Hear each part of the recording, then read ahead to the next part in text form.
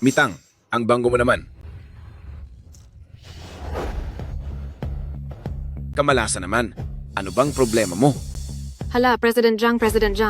Anong nangyari sa inyo? Naku, ito naman. President Zhang, ano po ba ang nangyari? Huminahon po kayo? Galing po siya sa probinsya, kaya wala siyang alam. Anong silbi ng patawad mo? Hindi ko napipirmahan ang kontratang ito. Sandali. Talagang taga-bukid ka. Hinihipo ka lang ng iba, hindi mo ba kayang magtiis? Ngayon, nagsuka ka pa sa ibang tao, nawalan tuloy ang kumpanya ng malaking order dahil sa iyo. Masaya ka na ba? Sumama lang po ang pakiramdam ng tiyan ko. Masama ang tiyan? Sino namang lalaki ang nakabuntis sa iyo?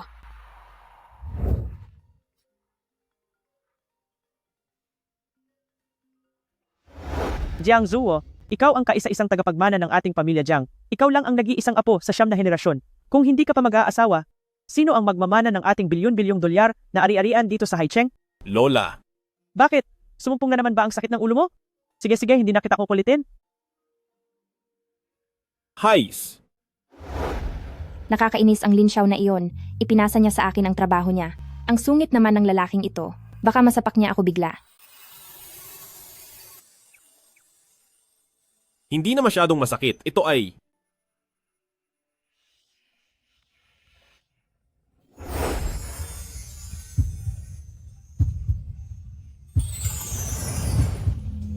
Bibigyan kita ng 100,000 dolyar. 100,000 dolyar? Mababayaran ko na. Ang lahat ng utang ng lolo ko.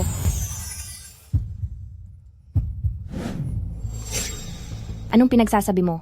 Ang lakas ng loob mong magsalita niyan. Kapag siniraan mo pa ako, huwag kang magugulat sa gagawin ko sa iyo. Kahit taga-probinsya lang kami, malakas din kami. Talaga? May gana ka pang pagbantaan ako? Sige, isisigaw ko talaga. Nakuha mo ang order na iyan dahil nakipaglaro ka kung kanino. Ngayon ay may dinadala ka na sa sinapupunan mo. Ano ang pinagsasabi mo? Halina kayo at tingnan ito, buntis na ang masamang babaeng ito na si Mitang.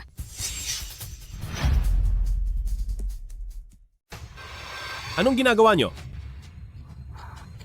President Jiang, ikaw ang pinuno ng kumpanya. Bakit ikaw mismo ang pumunta rito? Dapat ay hinayaan mo kaming sunduin ka. Lagot na. Siya pala ang mismong boss ko. Sino ka? Hindi po ako. Buntis ka ba? Hindi po. Aalis na muna po ako. May gagawin pa ako. Sandali, huwag kang umalis.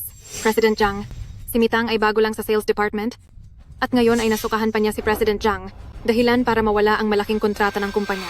Dapat niyo po siyang parusahan ng husto. Anong pinagsasabi mo? Maliwanag na siya ang naunang nambastos sa akin. Siya ang babae nung gabing iyon.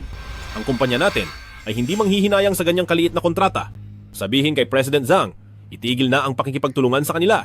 At ikaw naman, Director Lin, nabastos na ang babaeng empleyado.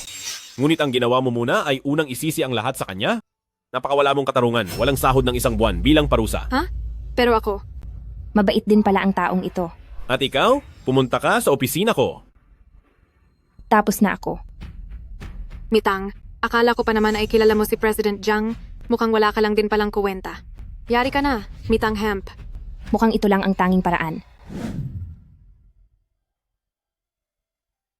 Anong nangyari sa bibig mo? Naipit ba sa pinto? Sigurado akong ikaw ang kasama ko sa tabi ng boxing ring noon. Ano naman ngayon? Hindi mo naman siguro babawiin at pababalik ang ibinayad mo na. Hay! Pirmahan mo ito, dadagdagan ko ang bayad sa iyo. Sa loob ng 3 buwan, hindi pwedeng lumayo ang ikalawang panig ng lampas sa 3 metro mula sa unang panig para tuparin ang serbisyo ng pagsama sa pagtulog. Hindi maaari. 3 milyong dolyar. Hindi. Isa itong pag-insulto sa aking pagkatao. Mitang, itinuro sa iyo ng lolo mo na huwag kailanman tatanggap ng perang hindi pinaghirapan. Pero kung pagtatrabahuhan ko ito at patas na palitan, hindi ito labag sa batas. 3 milyong dolyar kada buwan. Pipirma na ako.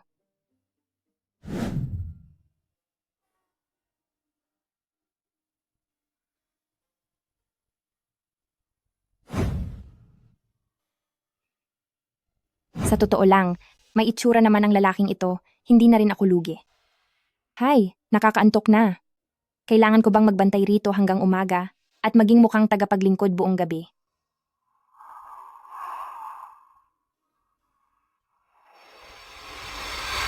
Magbayad ka ng utang mo. Kapag nagtago ka pa na parang duwag, susunugin ko ang bahay mo.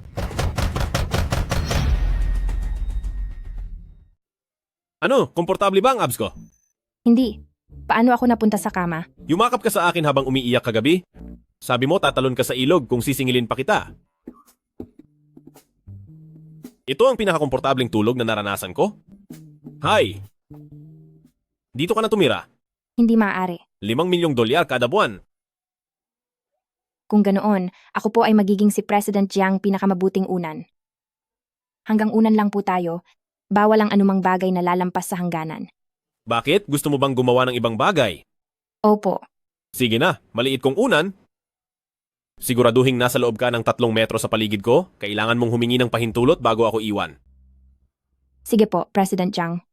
Papunta na po ako sa trabaho. Hindi ba't sinabi ko na, huwag mong ihinto ang sasakyan sa harap ng opisina.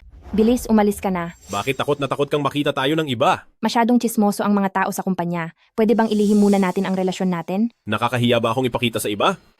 Sumunod ka sa akin sa loob ng 3 metro. Bakit parang galit pa rin si boss?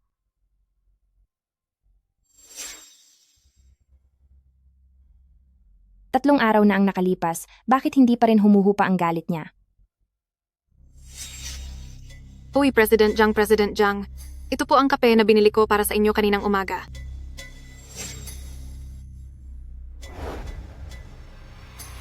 Uy, Mitang, parang may itinatago ka. Ano yung magandang bagay na nililihim mo? Bitawan mo ako. Ang sikat nating salesperson, nakipagnegosasyon ka na naman ba kagabi? Ang sariwa pa ng marka na ito. May problema ka ba sa isip? Walang hiyang taga-bukid. Alam mo ba kung anong klaseng alak ito? Ito ay isang 1982 Lafite. Magbayad ka agad. Ikaw naman ang tumulak at nakabasag niyan. Bakit ako ang kailangang magbayad? Kung hindi dahil sa iyo at sa pilit mong pagtatago ng maduming sikretong iyan, matutumba ba ang bote ng alak? Kasalanan mo ang lahat. Hamak na taga-bukid, magbayad ka na. Kaming mga taga-probinsya ay kumikita gamit ang aming mga kamay. Mas malinis kami kaysa sa iyong mahilig manira ng kapwa. Hali kayo at tingnan nyo itong si Mitang. Bukod sa pagbebenta ng sarili para sa kontrata, pinasag pa niya ang alak ng kumpanya at ngayon ayaw pa niyang pagbayaran ang ginawa niya.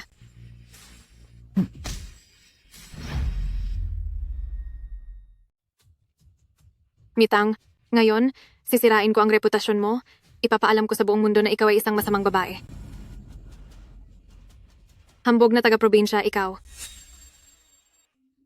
President Jiang, Director Lin, binigyan na kita ng babala noong nakaraan. Hindi ko inakalang gagawin mo pa ring hamakin ang katrabaho mo. Sinasabi mong madumi ang mga taga-probinsya? Sige. Ang kinakain mo ay itinanim ng mga taga-probinsya. Ang suot mo ay hinabi ng mga taga-probinsya. Ang lupang kinatatayuan mo ngayon ay dahil lahat sa pawis at hirap ng mga taga-probinsya. President Jiang, pagsisihan ko na po talaga. Makaaawa po ako. Huwag niyo po akong sisantehin. Pwede kitang hindi sisantehin.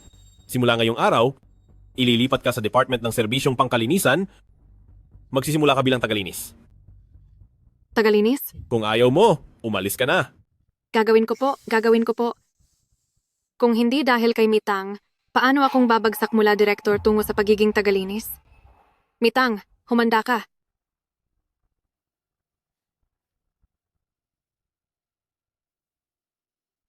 Ayos lang ba ang kamay mo? Ayos lang, maliit na bagay. Sinabi sa akin ng family doctor ko, kailangan sa sakit ko ang kumuha ng dugo mo para makagawa ng gamot. Pwede naman sana. Kaya lang mahalaga ang dugo ko. Dagdagan mo ng ganito kalaking halaga kada buwan. Pati na rin, ang black card para sa bagong kainan ng Japanese food, doon sa gitna ng syudad. Mukhang pera. Sige, Natatakot ako sa karayom. Grandma Jiang, bakit ka pumunta sa bahay ko? Sumama ka sa akin. Lola, nagkakamali po kayo. Hindi po namin. Relasyon ni President Jiang ang iniisip nyo. Ano ito? Isang pagkakamali po ito. Pumirma lang ako ng kontrata sa kanya. Nagtrabaho lang para sa pera. Totoo ba ito? Totoo po. Walang hiya ka, talagang lalaki ka. Nagagawa mo ng pumaris sa mga sikat na mapaglarong lalaki at kumuha pa ng babaeng aalagaan. Parurusahan kita ngayon. Lola, huwag po. Sige, dahil nakiusap si Mitang. Mitang, itong si Jiang Zuo ay talagang iwas sa mga babae bata pa lang. Ilang taon ko na siyang pinipilit mag-asawa, pero wala pa ring babaeng lumalapit sa kanya. Dahil pumayag siyang alagaan ka, ibig sabihin ay mahal ka talaga niya. Po? Nangyari na ang dapat mangyari. Magpunta na kayo agad sa civil registry para magpakasal. Katapusan na ba ng mundo? Ang pangit mong tumawa.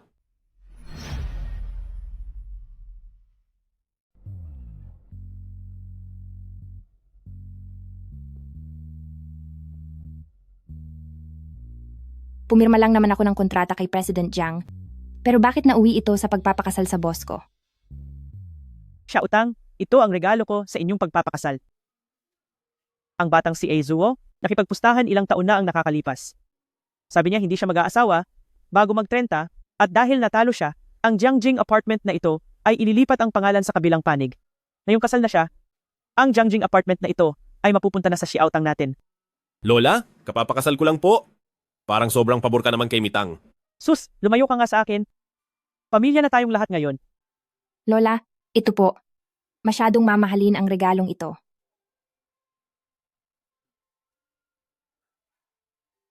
Salamat po, Lola. Ang batang ito na si Jiang Zuo, kapag sinubukan niyang saktan o hamakin ka, sabihin mo agad sa akin at parurusahan ko siya.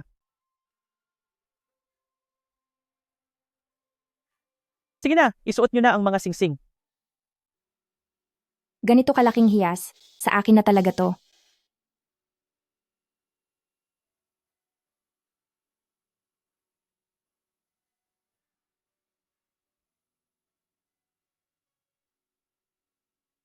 Huwag kang malikot. Nanginginig kasi ang kamay mo.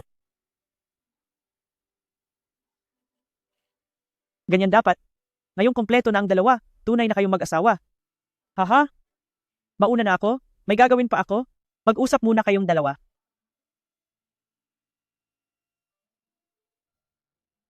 Heto ang singsing mo, isinasauli ko na. Ano? Okay ba ang naging tulong ko? Anong ibig mong sabihin? Naku, wag mo na akong pasiglahin. Tinulungan kitang makatakas sa pangungulit na mag-asawa, kaya iyong bayad sa check-up ko, hindi mo nababawiin ha? Siya nga pala, bibisitahin ko ang lolo ko ngayong hapon. Mauuna na ako. Ang batang iyon, iniisip niya talaga na kunwari lang ang kasal na ito. Hay, ang babae para kay Haicheng, kapag nalaman nila ang katayuan ko, ay mag-uunahang mapalapit sa akin. Pero sa paningin niya, parang pera lang ang mahalaga, hindi ako.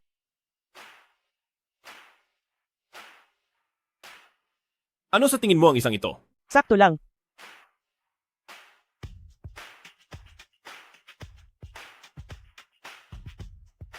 Pero sa tingin mo sa mga babae, magugustuhan ba nila ang kulay na ito? Tukoy mo ba si Mitang? Kakapaalam lang niya kanina. Ano? Noong nakalipas na 30 minuto, sabi niya bibisitahin daw niya ang lolo niya. Ha? Ganoon ba? Wala ba siyang planong ipakilala ako sa lolo niya? Pupunta rin ako roon. Sige, bilisan mo na.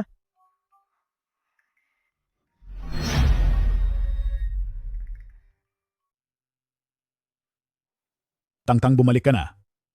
Lolo, tignan mo kung anong dala ko pabalik. Ang mga utang ng pamilya natin, sa wakas ay mababayaran na natin lahat. Ako na ang tinanghal na sales champion ngayon, at ito ang nakuha kong bonus. Ang galing ko, di ba? Ang daming pera niya na. Si Liu Lauer na kapitbahay natin ay naging sales champion din, pero noong bigayan ng parangal, isang rice cooker lang ang ibinigay sa kanya. Huwag mo namang lokohin si Lolo. Lolo, ibahagi ang lungsod sa probinsya. Mas madaling kumita ng pera doon. Sa lungsod, karaniwan na lang ang makakita ng 10-10 milyong dolyar. Kaya natural lang na ang apo niyo ay kikita ng mas malaki. Lolo, hindi niyo po ba ako pinaniniwalaan? Sabi ni Xiaotang, naniniwala si Lolo. Umuwi ka nang hindi man lang nagsasabi ng maaga. Itong wine na gawa ko sa bigas, matagal ko nang inihanda para sa iyo.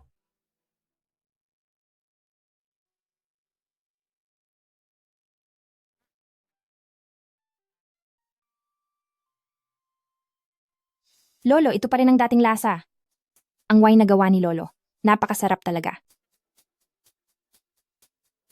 Xiaotang, ano iyang nasa leeg mo? Lolo, kagat lang ito ng lamok. Mitang, bakit hindi mo ipinaalam sa akin na uuwi ka? Mitang, sino ito? Pumasok ka muna at mag-usap tayo.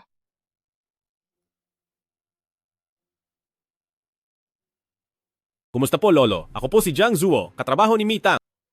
Tama po. Tama po. Dahil malayo po ang biyahe, itong katrabaho ko, isinasabay na niya akong ihatid dito. Lolo, galing pa po siya sa malayo. Maaari po bang ipagtimpla niyo siya ng tsaa? Sige, sige. Iho, salamat sa pag-aalaga sa apo ko. Nahihirapan siya sa labas dahil sa akin. Ipagtitimpla muna kita ng tsaa. Anong ginagawa mo rito? Sinuway mo ang kasunduan, mismi nakasaad sa kontrata. Hindi ka dapat lumayo sa akin ng higit sa 3 metro. Sa wakas, ay naamoy ko rin ito. Sa susunod na umalis ka ng hindi man lang nagpapaalam, pagbabayarin kita ng 3 milyong dolyar. Ano, bawas pera? Napakasama mong amo. Ibig mo bang sabihin, kailangang sa bawat sandali, ay kailangan akong nasa tabi mo? Siya utang. Ang pera bang iyan ay galing sa pagbebenta ng sarili mo? Lolo, hindi po ako nagbenta ng sarili. Ako. Ang lakas ng loob mong hamakin ang apo ko. Lolo, wala po talaga kaming ganoong uri ng relasyon ni Mitang. Walang hiya ka. Tignan mo kung paano kita paparusahan ngayon. Bitawan mo ako. Mitang, maayos ka lang ba? Lumayo ka rito. Maayos ka lang ba? Dadalhin ka ni Lolo sa ospital. Uncle Mi, wag po kayong mag-alala. Nadala lang ng emosyon si Mitang, kaya siya nahimatay. Magiging maayos din siya pagkatapos magpahinga. Kung ganoon, magbabayad na po ako. Ay, hindi nyo na po kailangang magbayad. Nagbayad na po ang apo sa tuhod nyo. Anong apo sa tuhod? Wala kaming ganoong apo. Pero base po sa resultang ito, nagdadalang tao na po si Mitang. Ang lalaking iyon, kung hindi nyo siya apo sa tuhod, ang sino po kaya siya? Buntis talaga ako? Siya utang. Patawarin mo si Lolo, ang mga magulang mo na maagang nawala. Hindi kita naalagaan ng mabuti. Hinayaan kitang magsakripisyo para lang pambayad sa utang ko. Hindi dapat matuloy ang batang ito. Lolo, wala pong kasalanan ng bata. Walang kasalanan. Siya utang. Hindi ko hahayaang saktan mo ang sarili mo. Kailangang alisin ang batang ito. Lolo, ayaw ko pong alisin ng bata. Napakabata mo pa. Gusto mo bang maging single mother? At dahil sa batang ito, ay masira ang buong buhay mo? Tangtang, ikaw na lang ang kaisa-isang natitira kay Lolo. Noong nagkasakit ang tatay mo, naubos ni Lolo ang lahat ng pera at nangutang pa kami, pero hindi pa rin siya nailigtas. Ngayong ikaw na lang ang kasama ko. Kahit ibenta ko pa ang sariling dugo, kahit maubos ang dugo ng matandang ito, hindi ko hahayaang ibenta mo ang sarili mo. Lolo, ayoko po. Anak, sa tingin mo ba ay pananagutan niya kayong mag-ina? Mananagot ako. Ang batang ito, pati na si Mitang, pananagutan ko silang dalawa. Paano ka mananagot?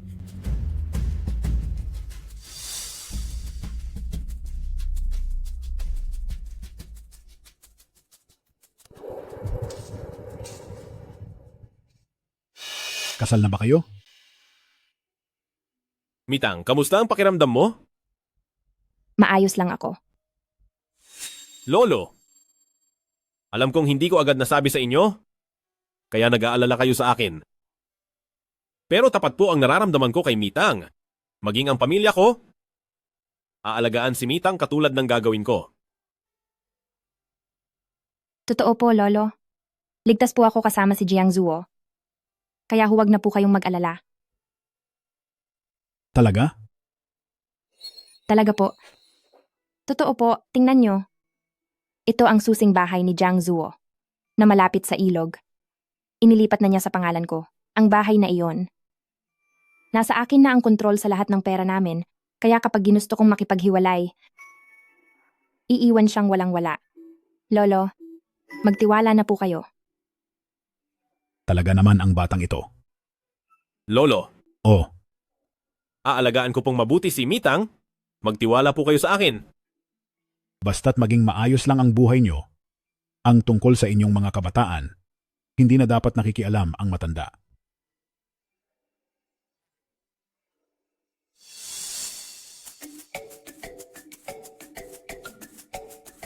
Mrs. Jiang, Nais mo ba talagang makipaghiwalay? Hindi ba't para lang naman iyon maging panatag ang loob ni Lolo? Iyon lang ba talaga? Hay naku, tama na nga, sasabihin ko na ang totoo.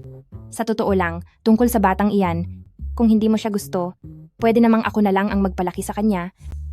At kahit paano, ay makukuha ko ang mahigit kalahati ng yaman mo. Pera lang talaga ang nasa isip ng babaeng ito. Wala man lang ba akong halaga sa kanya? Napakapangit pakinggan ng tawa mo. Sige na, sige na. Hanggang pangarap ka na lang naman. Kung makukuha ko ang malaking bahagi ng yaman mo, magiging isa na akong super mayamang babae. Anong nangyari? Anong problema? Nasusuka ka na naman ba? Kailangan mong magpahinga ng mabuti? Dahil kung hindi, ako ang magdurusa sa puyat at sakit ng ulo. Hayaan na, umuwi na lang muna tayo. Halika na. Espesyal ang pangangatawan ni Ginang Jiang. Ang sakit ng ulo ninyo ay maaaring gumaan sa pamamagitan ng dugo niya dahil sa taglay nitong bango na nakakatulong sa pagginhawa. Iminumungkahi namin na kumuha ng kaunting dugo ni Ginang Jiang para pag-aralan upang makabuo tayo agad ng kaukulang gamot. Kailangang magpahinga ni Mitang dahil buntis siya. Kung hahayaan ko siyang laging nasa loob ng 3 metro malapit sa akin, baka hindi kayanin ng katawan niya. Mas mabuting gumawa na lang tayo agad ng gamot. Magiging sobrang depende ka na sa dugo ng asawa mo, lalong lalala ang sakit ng ulo mo. Kapag hindi mo na kaya nang wala ang espesyal na gamot na ito, ang lahat ng pag-aari ni Pamilya Jiang ay magiging akin na. Kung ganoon, ituloy mo ang dati mong plano. Ayusin mo ang pagkuha ng dugo sa kanya bukas. Kaya pala sinabi niyang mananagot siya sa akin. At sa bata, iyon ay para lang pakalmahin ako.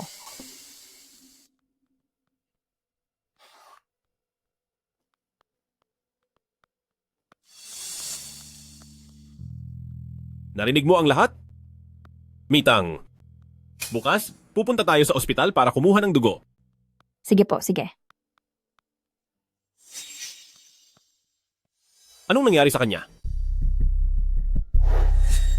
Narinig mo naman, ang kondisyon ng katawan ni Jiang Zhuo ay napaka-espesyal.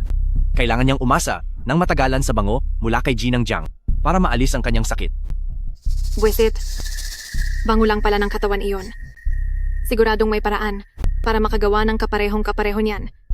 Mahal ko, magkaiba ang natural na pangangatawan ninyo? Kung gagamit ka ng gamot para piliting baguhin ang bango ng iyong katawan, masasaktan mo lang ang sarili mo. Wala akong pakialam kung natural man o hindi. Basta't maging Ginang Jiang lang ako. Gagawin ko ang lahat. Tsaka, mahal ko, kapag talaga naakit ko na si Jiang Zuo, hindi ba mas mapapadali ang plano mong ubusin ang lahat kay Pamilya Jiang? Iyan ay. Sige na nga. Ako lang dapat si Ginang Jiang kapag naging asawa na ako ni Jiang Zhuo, tsaka ako nahihiwalayan ang lalaking iyan.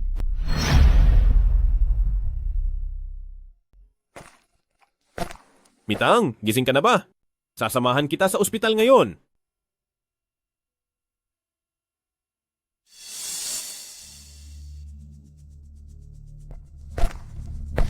Tungkol sa bata, isipin muna nating mabuti. Mauuna na ako sa ospital ng mag-isa. Siguradong may maling akala lang si Mitang.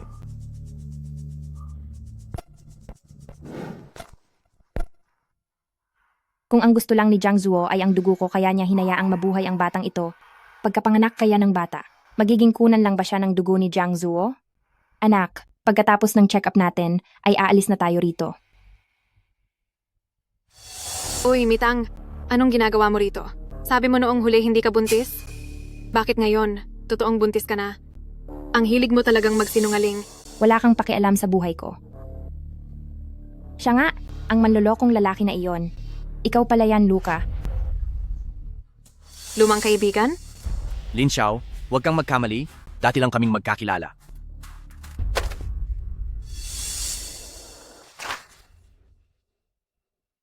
Ang report ng check-up. Mitang, totoo ngang buntis ka, no? Hindi mo man lang siguro alam kung sino ang ama niyan. Napakawalang hiya mong babae. Wala kang karapatang makialam, basta hindi ito sa boyfriend mo. Ay nako, ikaw na galing sa probinsya. Bumalik ka na doon.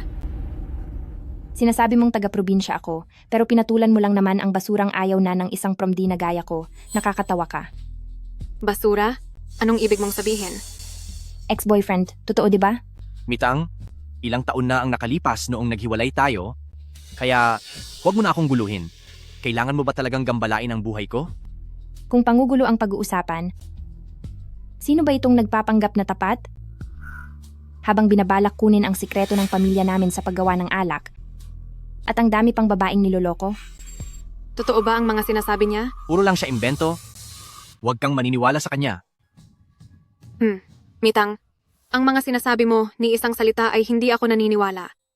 Ang Luka ko ay mabait at maalaga. Siguradong mas maayos siya kaysa sa amang promdi ng dinadala mong bata. Tama.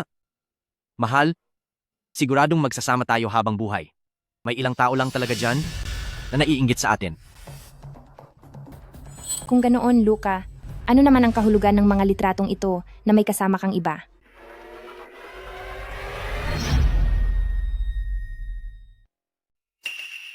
Nawawala ka na ba sa sarili mo? Mitang, matagal na tayong tapos? Bakit kailangang maging ganito kalala ang lahat bago ka makontento? Luka, may itinatago ka, no?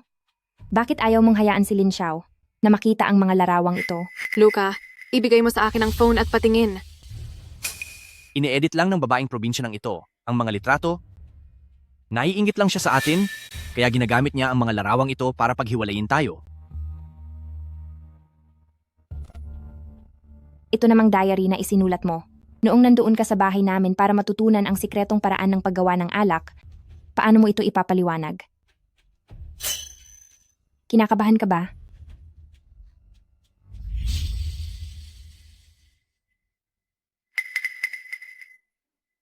Luka, ito ba talaga ang diary mo? Taga-probinsya ka ba talaga? Sinisiraan lang niya ako. Kailangang maniwala ka sa akin, Xiao Xiao. Nagkaroon ka ba talaga ng ugnayan? Sa taga-probinsyang ito noon? Galing ka rin ba talaga sa probinsya? Isang hamak na taga-bukid? Noong kasama mo ako, bakit hindi mo ako tinawag na taga-bukid? Lin Xiao, huwag kang masyadong magsalita ng masama. Huwag mong kakalimutan na may kailangan ka pa sa akin. Oo nga pala, kailangan ko pang asahan si Luka para makuha ang dugo ni Ginang Jiang, para mapalapit kay Jiang Zhuo. Kaya huwag ka nang magalit.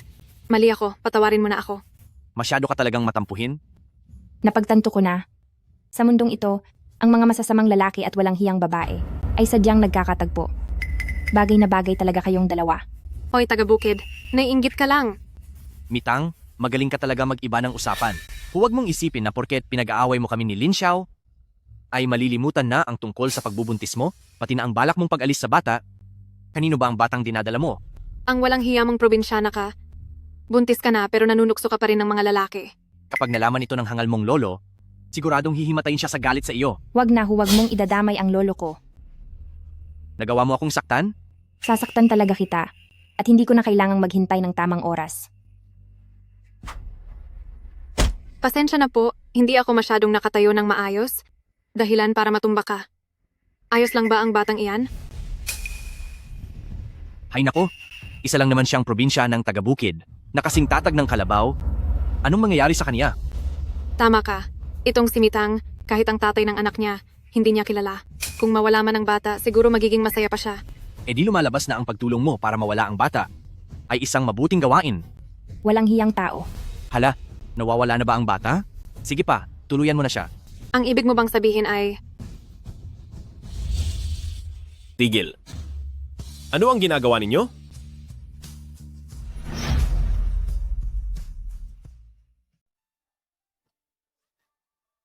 Ayos ka lang ba? Ang anak ko. Ang anak ko. Xiaotang, tumayo ka muna. President Jiang, bakit ka nandito? Masyadong madumi ang babaeng ito. Ang bata sa sinapupunan niya ay hindi malinaw kung kaninong anak. Madudumihan lang po ang mga kamay niyo kung hahawakan niyo siya. Tama po, President Jiang. Alam kong mabuti ang loob niyo, pero isa lang siyang masamang babae at nagdadalang tao sa kung sino-sinong lalaki. Isang kagalang-galang na CEO ng Huanyu na gaya niyo ay hindi dapat nadudumihan ang suot na damit dahil sa kanya. Masyado siyang maarte. Hindi ko alam kung anong pabango ang gamit niya, pero hindi ko matiis ang amoy niya. Sino ang nagsabing hindi malinaw ang ama ng dinadala niya? Anong ibig mong sabihin? Ang anak na dinadala ni Mitang ay anak ko. Lin Xiao, dahil sa pang-aapi mo sa kasamahan mo sa trabaho, hindi namin kailangan sa Juanyo ang isang babaeng gaya mo. Ano, heto, ako. Siniisante na kita. President Jiang, huwag naman po. Nagsisisi na po talaga ako. Masyado pang mababaw ang pagkasanti sa iyo. Mga tao, kunin niyo sina Luca at Lin Xiao. Idedemanda ko sila sa hukuman para pagbayarin sila sa ginawa nila.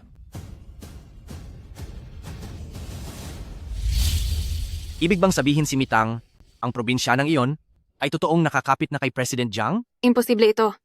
Bakit magkakagusto sa kanya si President Jiang? Paano niya nakuha ang posisyong para sa akin dapat? Pagbabayarin ko siya ng matindi. Luca, bakit hindi ka nagsasalita? Sandali. Tututuhanin ba talaga ni President Jiang na idemanda ako? Hindi niyo ako pwedeng kunin. Ako ang doktor ni President Jiang. Bitiwan niyo ako.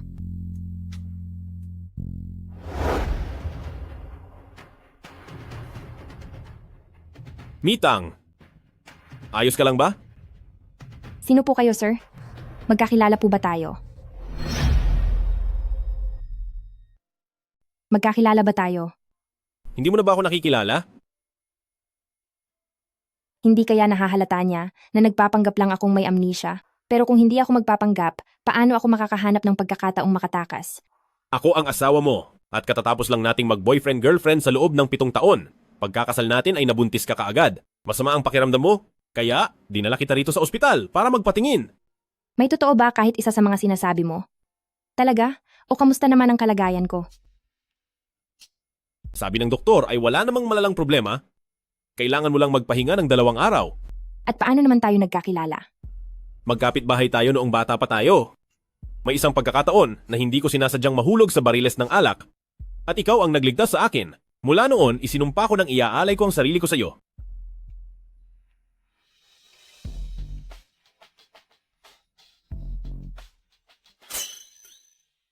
Sige na, sige na. Buntis ako ngayon. Ikuha mo ako ng maligamgam na tubig. Sige, kukuha ako ng tubig.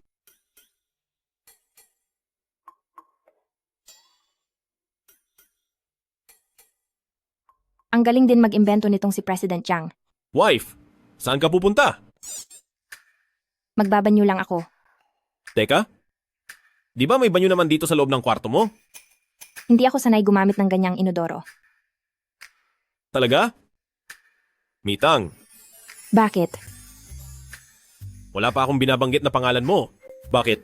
Sa tingin mo ba, ang pagpapanggap mong may amnesia ay walang limitasyon? Sige, aamin na ako. Niloloko lang talaga kita. Pwede mo bang sabihin sa akin kung bakit ayaw mo sa anak nating ito? Wala akong sinabing ayaw ko sa bata. Kung ganoon, bakit ka pa mag-isang pumunta sa ospital? At pagkatapos, ay nagpanggap na may amnesia para makatakas? Sa tingin mo ba sa akin, hindi ko kayang panindigan ang responsibilidad bilang isang ama? Dati ay simple lang ang ating napagkasunduang kontrata, pero ngayon ay sisirain ko na ang kasunduan. Dahil may anak na ako, at hindi ko hahayaang ang anak ko, sa oras na ilabas siya ay maging instrumento lang ng eksperimento mo o mabuhay sa isang pamilyang walang pagmamahalan. Anong instrumento? Huwag ka nang magpanggap. Alam kong pinakasalan mo lang ako para kunin ang dugo ko para sa eksperimento mo. Pero ngayon ay may anak na ako. Kailangan kong isipin ang kapakanan ng bata.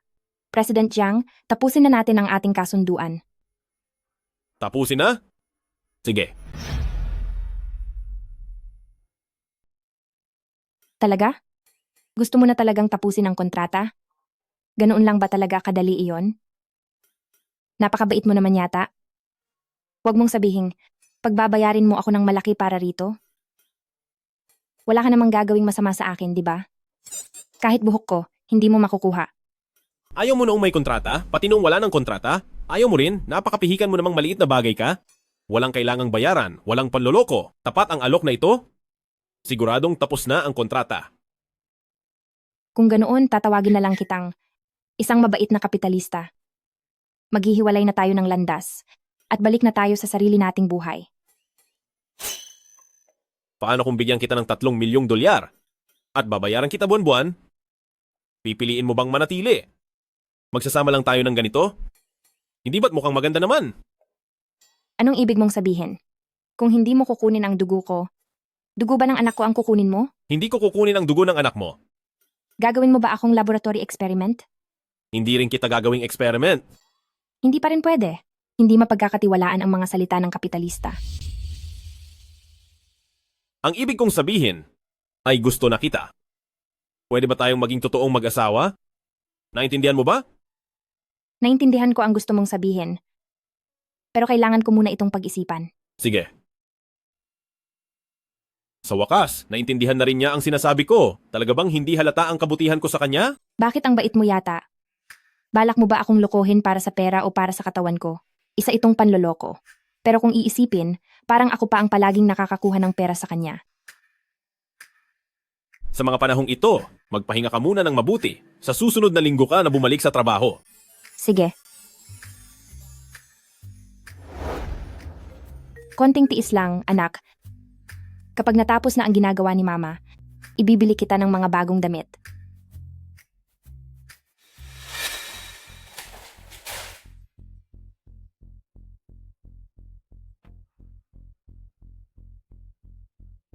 Mitang, matagal na tayong hindi nagkita? Naalala mo pa ba ang kuya mo? Ikaw pala iyan, President Zhang. Mukhang naalala pa nga ako ni Xiao Tang. Anong ginagawa mo rito? Hindi ba't nahuli ka na? Bakit? Sasabihin ko ba sa iyo na ibinaling ko lahat ng sisi kay Luca, kaya 7 araw lang ako nakulong at nakalaya agad matapos ang parusa?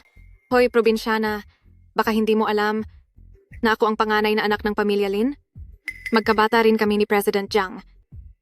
Ang mga sinabi niya noon ay pakitang tao lang para sa iyo, imposibleng totoo niya akong ipakukulong. President Jiang, itong probinsya ng ito ay lalo pang nawawalan ng modo. Noong huli, hinayaan mo na ang pagdumi niya sa damit mo. Pero ngayon, sinasadya ka na niyang hamakin. Dapat mo na siyang parusahan. Mitang, paulit-ulit mo na akong kinakalaban? Kung hindi lang dahil sa pagiging probinsyano mo. Magsorry ka lang sa akin at pumayag na maging tauhan ko at patatawarin kita. Kung hindi, Kung hindi, ano? kung hindi, tandaan mong magkaibigan kami ni President Jiang. Sa isang tawag ko lang, tatanggalin kita sa trabaho. Oh, magkapatid kayo ni President Jiang? Bakit parang hindi ko yata alam yon? Isa ka lang nahamak na sales agent. At kami ni President Jiang ay magkaibigang handang itaya ang buhay sa isa't isa. Gabi-gabi kaming magkasamang nagiinuman. Wala kang alam. Magkasama kayong nagiinuman? Pero hindi kailanman uminom si President Jiang dahil lalong lalala ang sakit ng ulo niya. Anong pinagsasabi mo? Isa ka lang na sales agent na galing sa probinsya. Ano man ang mga gusto ni President Jiang, paano mo malalaman yun? Ipinagmamayabang mo ba iyan sa harap ko? President Jiang, sadyang nandito siya para hamakin kayo. Para kayong mga payaso. Sandali, huwag kang aalis.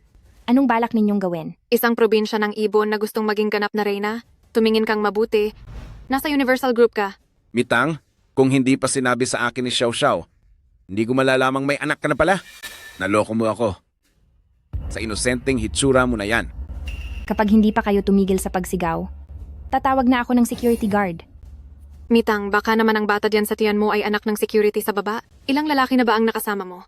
Bilangin mong mabuti para malaman din ng aming President Jiang ang katotohanan dahil sa isang katulad mong gamit na sayang lang ang pera.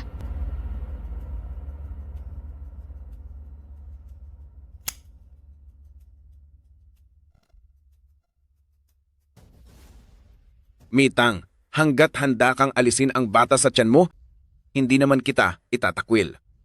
Dahil ang mga babaeng may karanasan na, mas malambing sila. Ha ha ha. Ikaw na lalaking naninigarilyo sa harap ko, pagbabayarin kita. Anong ginagawa mo? Isa siyang mahalagang kliyente ng Universal Group? Naglakas loob ka siyang saktan? Natatakot ka na ba? Kung natatakot ka, lumuhod ka at humingi ng tawad? At ang bata dyan sa tiyan mo, ay alisin mo na. Magaling na plano. Kaya nyo ginagawa ang lahat ng ito ay para sa bata dito sa tiyan ko? Anong ibig mong sabihin? Sa kapangyarihan ng langit, magsilabas ang lahat ng masasamang espiritu. Anong ginagawa mo? Ano yan? Nababaliw ka na ba? Bruha ka! Tumigil ka! Mababayaran mo ba ang mga damit ko? Sa aming probinsya, ang tawag dito ay pagtataboy ng masasamang espiritu. Kapag may malas na bagay, sabuyan ng alak, pantanggal ng malas. Ano? Masarap ba? Ang alak na gawa ng lolo ko, mga ginoo. Ang baliw na babaeng ito ay walang modo, gumagawa siya ng mga bagay na kahiya-hiya. Umalis ka na agad dito sa Universal Group. Miss Lynn, ikaw dapat ang umalis dito, di ba? Kung gusto mo talaga akong paalisin, sabihin mo yan sa asawa ko. Lin Xiao, anong nangyayari? May asawa na pala siya? Nagsisinungaling lang yan. Kabit ka lang? Paanong ang isang tulad mo ay mapapakasalan ng isang boss? Imposible yan. Oh? Talaga ba?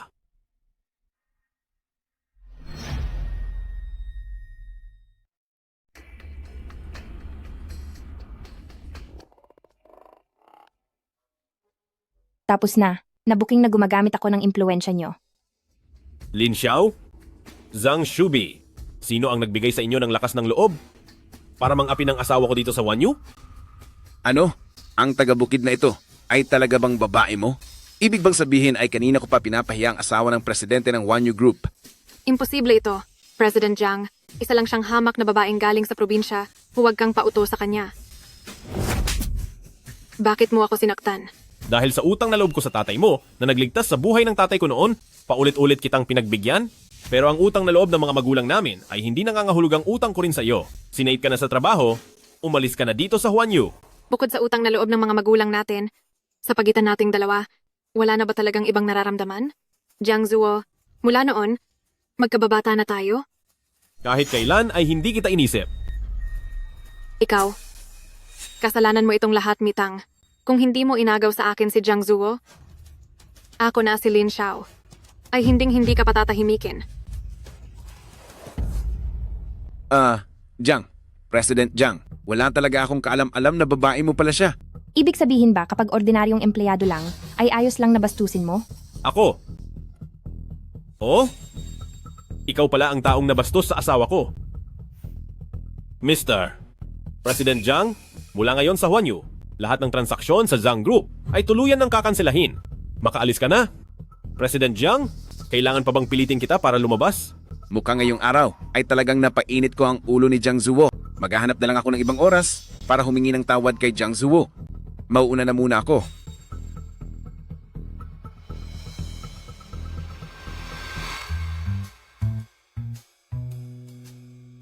Mitang, talagang ang galing ng ginawa mo. Hindi mo ba ako pagagalitan? Bakit naman kita pagagalitan? Kahit na ipinagsabi ko ang relasyon natin sa ibang tao ng walang paalam at ginamit ko pa ang pangalan mo at talagang napahiya sina President Jiang at Lin Xiao, Hindi mo ba narinig na masagana ang buhay ng taong mahal ang asawa? Dahil handa mong gamitin ang pangalan ko para protektahan ang sarili mo, ibig sabihin ay nasa puso mo ako, kaya masaya pa nga ako. kung iisipin. Si Jiang Zuo ay napakabait na at mayaman pa. Ay, ano ba ang iniisip ko? Papasok na ako sa trabaho. Magtatrabaho sa labas? Itong si Mita ngayon, harap-harapan na kung tumakas sa trabaho. Ano bang nangyayari sa akin? Bakit ganito kabilis ang tibok ng puso ko? Marahil ba ay dahil sa sobrang kape, kaya parang mawawala na ako? Ay, hindi na talaga ako pwedeng magkape.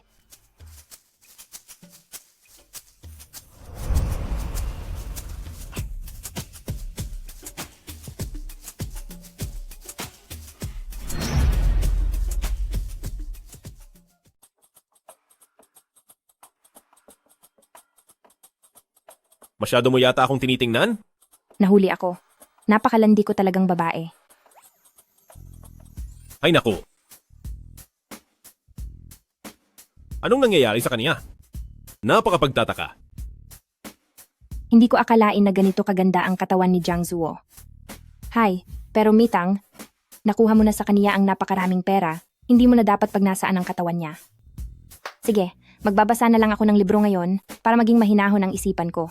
Sige.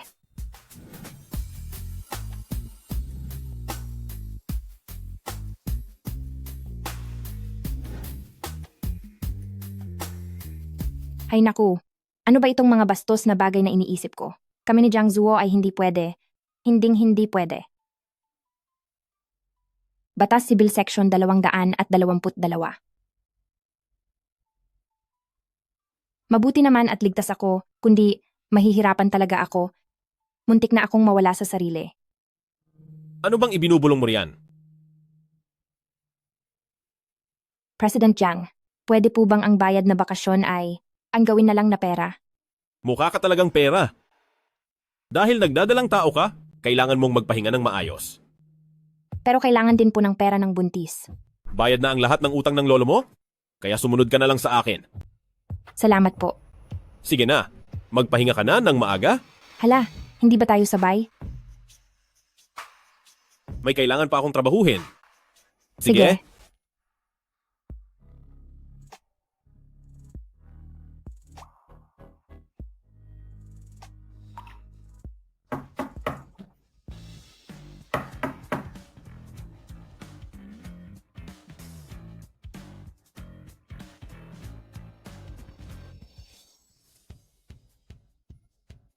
Aba matindi, may panunukso pa talagang nangyayari? Maghihintay ako sa inyo sa ibaba. Opo.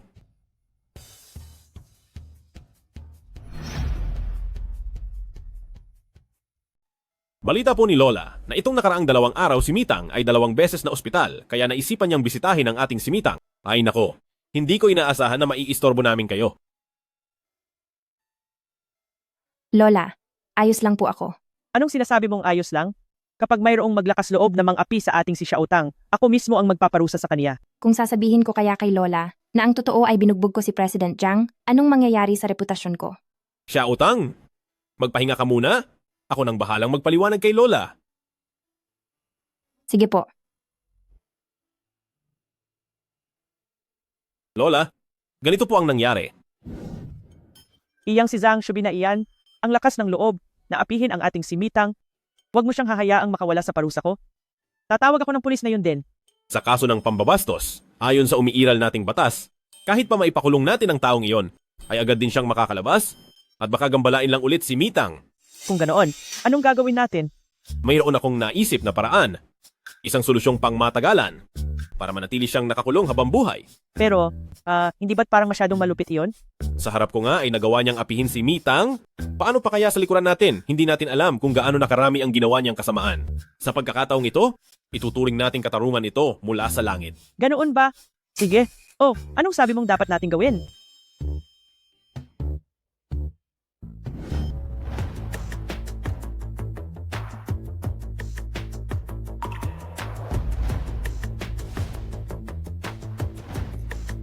President Jiang, nakikiusap ako. Huwag niyo na pong pigilan ang mga transaksyon ni Zhang Corporation. Kapag nagpatuloy pa po ang pagpigil niyo, mababang karote na si Zhang Corporation. Nakikiusap ako. Sabihin niyo po sa akin, ano po ang kailangan kong gawin para lang mapatawad niyo ako? Hindi mo ba alam sa sarili mo? Ako, hindi ko naman sinasadyang mahipo ng bahagya ang asawa mo, tsaka wala naman talagang nangyari. Hindi mo dapat gawin ito para sirain ang pamilyang Zhang namin. Ilayo mo ang kamay mo. Ay, sorry po. Hindi ko po sinasadyang mahawakan ang dulo ng damit nyo. Itapon niyo ang maduming bagay na iyan kasama ng mga damit palabas. President Jiang, sandali. Ay, aray. Walang hiya, itong si Jiang Zuo. Masyadong makitid ang isip. Para lang naman sa isang babae, nagkakaganito siya sa akin. Hala!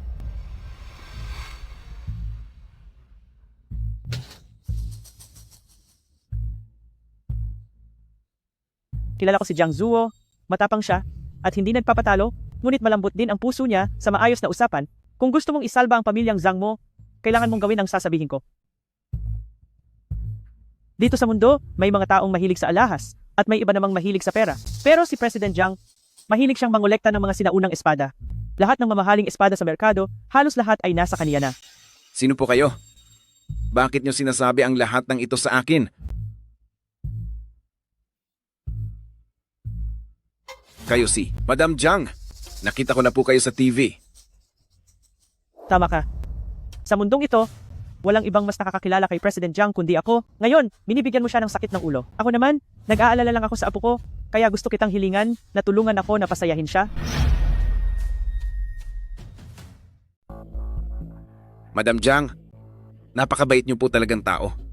Kapag po pinatawad ako ni President Jiang, tinitiyak ko pong pasasalamatan ko kayo ng husto. Kaya lang, hindi po mura ang espada na iyon. Hay, kung pati ang maliit na halagang iyan ay ayaw mong gastusan, ay wala na rin akong maitutulong sa iyo. Masyado pong mahal ang sinaunang espada na ito at ang lahat po ng perang meron ako ngayon ay sapat lang para makabili ng isa. Para sa pangarap, kailangang sumugal. Lalaban ako. Mabuti naman. Maraming salamat po, Madam Jiang. Para lang maloko ka, pati itong matandang katawan ko ay kailangan pang kumilos. Zhang Shubi, isang malaking karangalan ito para sa iyo.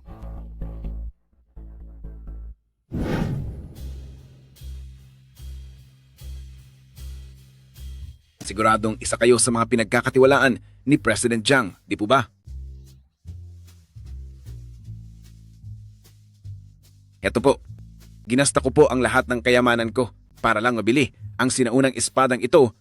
Pakiusap po, ibigay nyo ito. Nang maayos sa kamay ni President Jiang. Pakisabi po na ito ay galing sa President Jiang ni Jiang Group.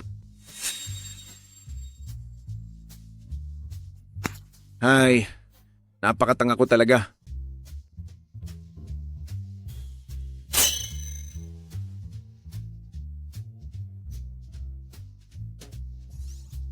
Pakiusap, paboran nyo naman ako at magsalita ng magaganda tungkol sa akin kay President Jiang. Teka lang, bakit ikaw si Mitang? Talagang bulag ka lang. Hindi ko intensyong lokohin ka. Nalaman ko na ang totoo mula kay Lin Xiao. Isa ka lang pala kabit ni President Jiang. Bakit nagpapanggap ka pa dito? Siguradong nag-enjoy ka habang pinapanood mo ang pagpapanggap at pagpapakababa ko, di ba? Huwag ka ngang basta-basta umangkin ng kamag-anak. Wala akong napakatabang apo na gaya mo. Walang hiya ka. Masyado kang mayabang para sa isang kabit.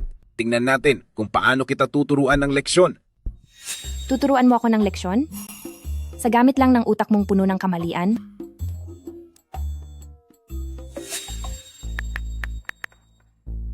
Guwardiya, pumarito kayo at linisin ang mga basura dito sa bulwagan.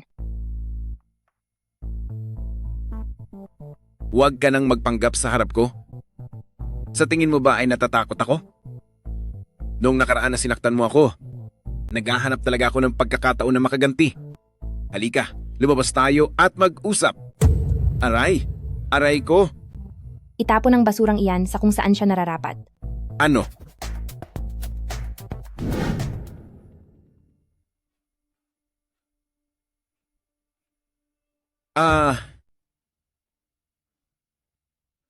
Ano ang ipinainom mo sa akin? Di ba mahilig kang humawak ng iba? Ngayon sisiguraduhin kong pag-aagawan kanilang hawakan. Sige, simulan nyo na. Mali ako. Patawad na. Patawad. Parang awa mo na. Pakawalan mo ako. Hindi na uuliting galawin ka. Hindi mo na ako gagalawin? Ibig sabihin ba niyan ay may balak kang galawin ang ibang mga babae? Hindi nyo na kailangan pakialaman pa yun, di ba?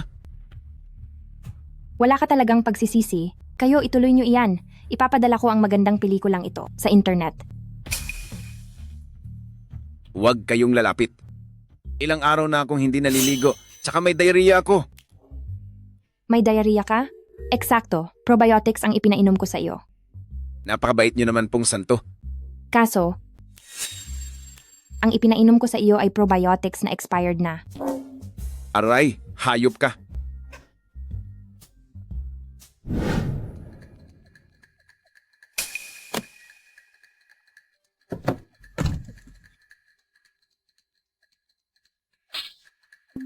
Mitang.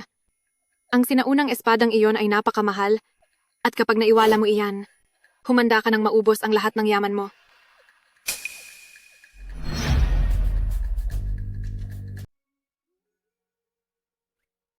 Anong ginagawa mo rito? Susunduin si Ginang Jiang para mananghalian. Sa tingin ko ay ginagawa mo lang akong painkiller. President Jiang, hindi ako gutom. Ito ang mula kay President Jiang ng Jiang Group, sinaunang espada para sa inyo. Isang pambihirang yaman daw mula sa dinastiyang Qin. Nagkakahalaga ng 10 milyong dolyar at ibinibigay sa inyo. Nasaan na yung taong nagngangalang Zhang? Binigyan ko siya ng kaunting probiotics. Kaya ngayon ay hindi siya makaalis sa banyo. Mahusay. Palagi mo akong nasusurpresa, Ginang Jiang. Aba. Aba, Mitang, hindi ba sabi ni President Jiang ibigay mo ang espada kay President Jiang? Bakit mo iyan binuksan ng mag-isa? Mukhang peke naman ang espadang iyan. Ninaka mo ba iyan? Tigilan mo ang pagsasabi ng kung ano-anong kasinungalingan. Kahit kailan, ay hindi ko hinawakan ang espada na iyan. Alam naman ng lahat na ikaw, Mitang, ay isang taga-probinsya lang, at ang lolo mo ay baon sa utang, dahil sa sobrang kailangan mo ng pera kaya ka nagnanakaw. Napakakaawa mo naman. Hindi ako nagnakaw. Paano mo nalaman sa isang tingin lang na peke ang espada na ito? Akala mo naman ganoon lang kadaling maniwala sa iyo. Sino ka ba sa akala mo? President Jiang? Sa tingin ko, dapat na nating tawagin si President Jiang. Sa ganitong paraan, malalaman natin ang tunay na nangyari. Lin Xiao? Tanggal ka na sa trabaho. President Jiang, natatakot lang ako na baka nalilinlang ka lang ng masamang babaeng ito. Dapat nating papuntahin dito si President Jiang para malaman natin ang katotohanan. Walang kaalam-alam si President Jiang na pinalitan ko ang antigong espada. Kapag dumating siya, sasabihin niya na peke ang espadang ito, at sa oras na iyon, wala nang magagawa si Mitang para linisin ang pangalan niya. Universal Group, hindi kailangan ng isang tagalabas na katulad mo na pakialaman kami. Ang dangal ng asawa ko ay hindi na kailangang patunayan sa'yo.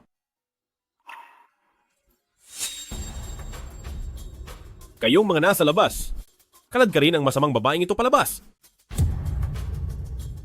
Wala nang kailangan, wala akong itinatago, hayaan niyo siyang suriin ito.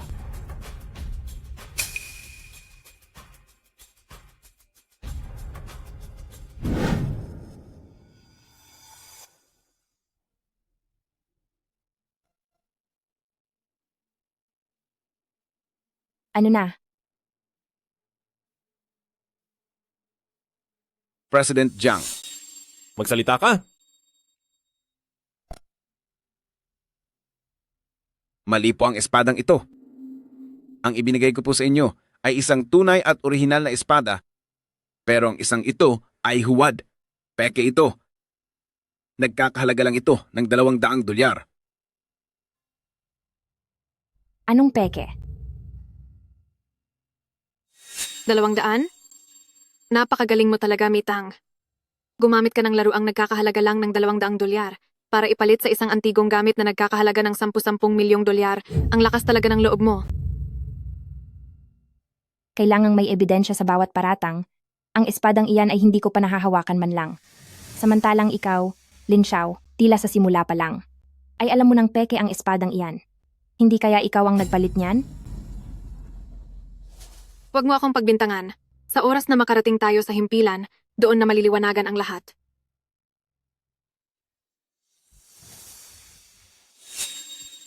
Tama si Mitang. Lin Xiao, simula pa lang, alam mo ng peke ang espadang ito. Hindi kaya ikaw ang nagnakaw at nagpalit nito?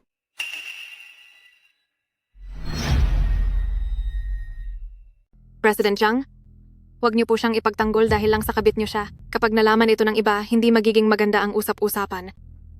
Totoo yan. Itong si Mitang, isa lang siyang kabit na mukhang pera. Posible talagang palitan niya ang espada. Manahimik ka kung gusto mo pang manatili dito.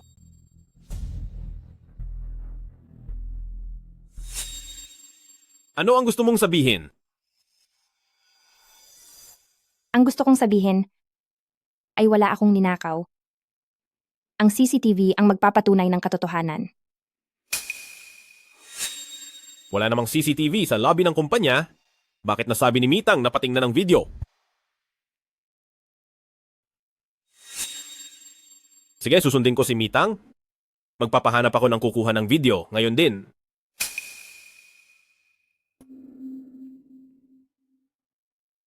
Security Department, sa loob ng 3 minuto.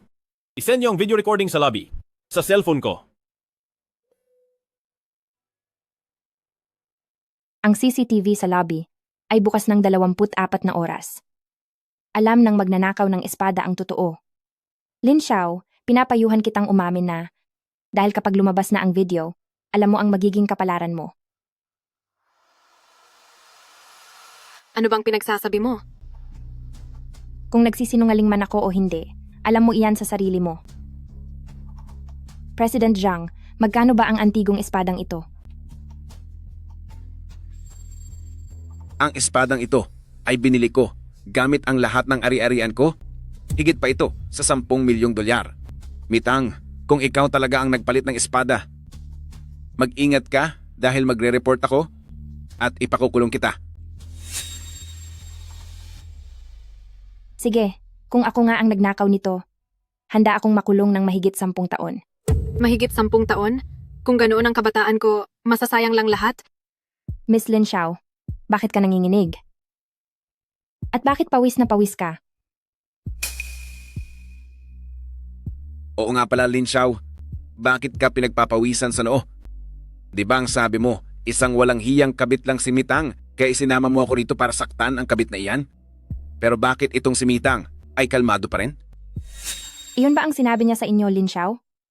Bakit hindi niya sinabi sa inyo na siya ang nagnakaw ng antigong espada niyo?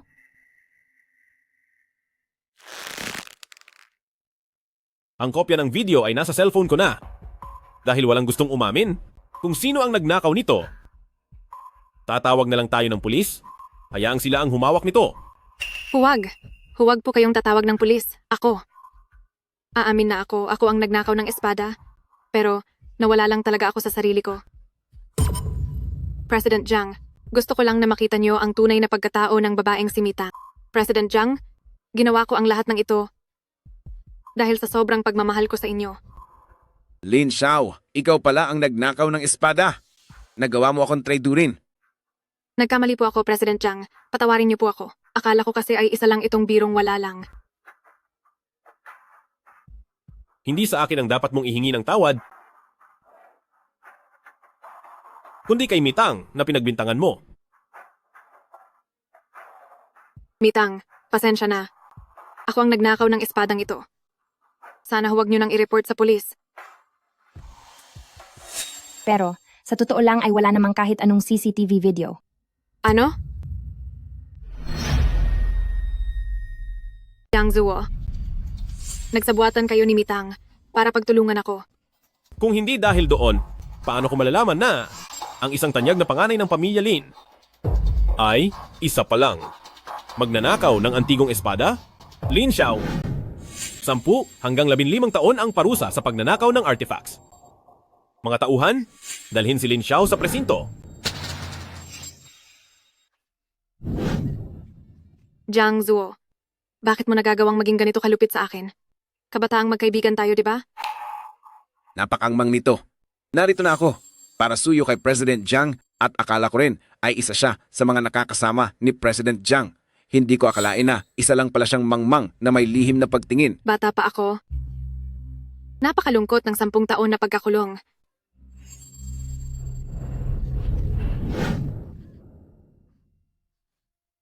Isasauli ko na ang espada sa inyo. Pakiusap, huwag na nating tawagan ng pulis. Maaari bang palayain niyo na ako? Maganda at aamin ka na. Pero mas mabuting ituro mo ang kasabwat mo. Ito, lahat ng ito ay gawa ni President Zhang. Si Zhang Shubi? Huwag kang mandamay ng ibang tao. Inaya kita rito, pero narito ako para humingi ng paumanhin kay President Zhang Sino ang mag-aakala na nanakawin mo ang aking espada, mga tauhan. Kunin at ilayo rito ang baliw na babaeng iyan. Hindi mo pwedeng gawin sa akin ito. Hindi ko akalain na ang target ko pala na si President Zhang ay magiging bonus pa sa huli. Mitang, gagawin ko ang lahat para tapusin ang lahat ng tao na laban sa iyo at poprotektahan ko ang anak natin. Salamat, President Zhang, dahil pinili mong maniwala sa akin ngayong araw. Ginang Zhang, parang may nakalimutan ka yata? Ano yon? Mag-asawa na tayo at mayroon tayong conjugal property, kaya walang puwang dito ang salitang pagnanakaw. Hindi naman tayo tipikal na mag-asawa. Bakit mo binibilang ng ganon? Pero umaasa ako na maging isang totoong asawa sa iyo. President Zhang po. Kakalabas ko lang po kanina para ipasuri ito. Ang sinaunang espada na ibinigay ni Lin Xiao ay totoong antigo po. Sadya ko po itong dinala rito para ibigay sa inyo. Sino ka ba? Ako po ang chairman ng Zhang Group. Nagkita na po tayo noong nakaraan. Nabalitaan ko po na mahilig kayo sa mga koleksyong antigong espada, kaya dinala ko po ito para sa inyo. Ang espadang ito para sa inyo ay para sa isang tunay na bayani. Mukhang maganda ang espadang ito. Mahusay po talaga kayong tumingin, President Jiang. Hindi po ito basta-basta nakikita sa merkado. Bukod sa espesyal na disenyo, ito ay isang antigong espada mula sa dinastiyang Qin na may mga ukit. Pinaghirapan ko po itong makuha. Isa itong grade 1 artifact. Talaga? Itataya ko ang buhay ko? Garisadong totoo po yan. Nabili ko ito sa napakamahal na halaga. President Jiang po, baka po naman maaari nyo na kaming mapatawad ni Zhang Corporation.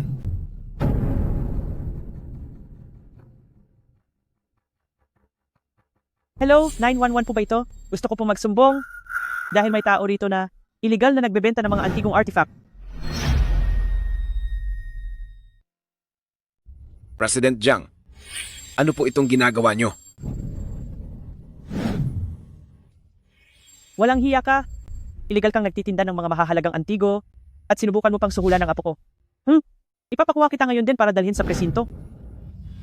Teka lang, wala akong kasalanan. Madam Jiang, ang lahat ng ito ay patibong nyo sa akin. Ay nako, hindi mo dapat sinasabi yan. Sinabi ko lang naman kung ano ang mga hilig ni President Jiang. Ngunit ang transaksyon na iyan ay sarili mong desisyon, kaya mas mabuti pang tanggapin mo na mabubulok ka na sa loob ng kulungan. Pinagtulungan nyo akong traidorin. Kapag nakalabas ako, talagang pagbabayarin ko kayo. Gustong maghiganti? Subukan mo sa akin. Mula simula ay ikaw na. Ikaw ang nagpahamak sa akin. Talaga? Ano bang ginawa ko sa iyo? Kapag binastos mo ang asawa ko, ay binabastos mo rin ako. Ginang Jiang? Hindi ba kirida lang si Mitang? Nako, umalis na kayo. Huwag niyo nang gambalain ang paglalambingan ng apo ko at ng manugang ko. Layas na. Salamat sa tulong ni President Jiang ngayong araw para ipaghiganti ako at samahan ako. Sige. Nakaalis na ang lahat. Dapat mo na akong bitawan. Magpakalma ka, Mitang. Huwag kang pabulag sa ganda ni President Jiang. Kung ganoon, Ginang Jiang, paano mo ako balak pasalamatan? Pumunta si President Jiang sa kwarto ko mamayang gabi. Papasalamatan kita ng mabuti.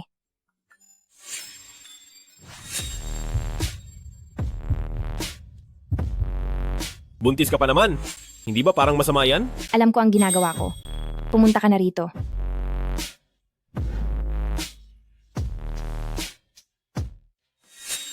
Isa itong nightlight na relo. Mula ito sa dala kong fluorite galing sa probinsya. Ako mismo ang gumawa nito.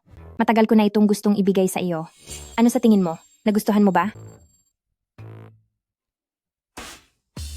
Pinapunta mo ako sa kama para lang makita ang iyong kumikinang na malaking relo? Bakit? Ano pa ba? Ano ba ang akala mong regalo? Akala mo ba ay mananamantala ako? Maaga pa ang pagbubuntis mo? Doon na lang ako matutulog sa guest room. Huy, nagagalit ka ba?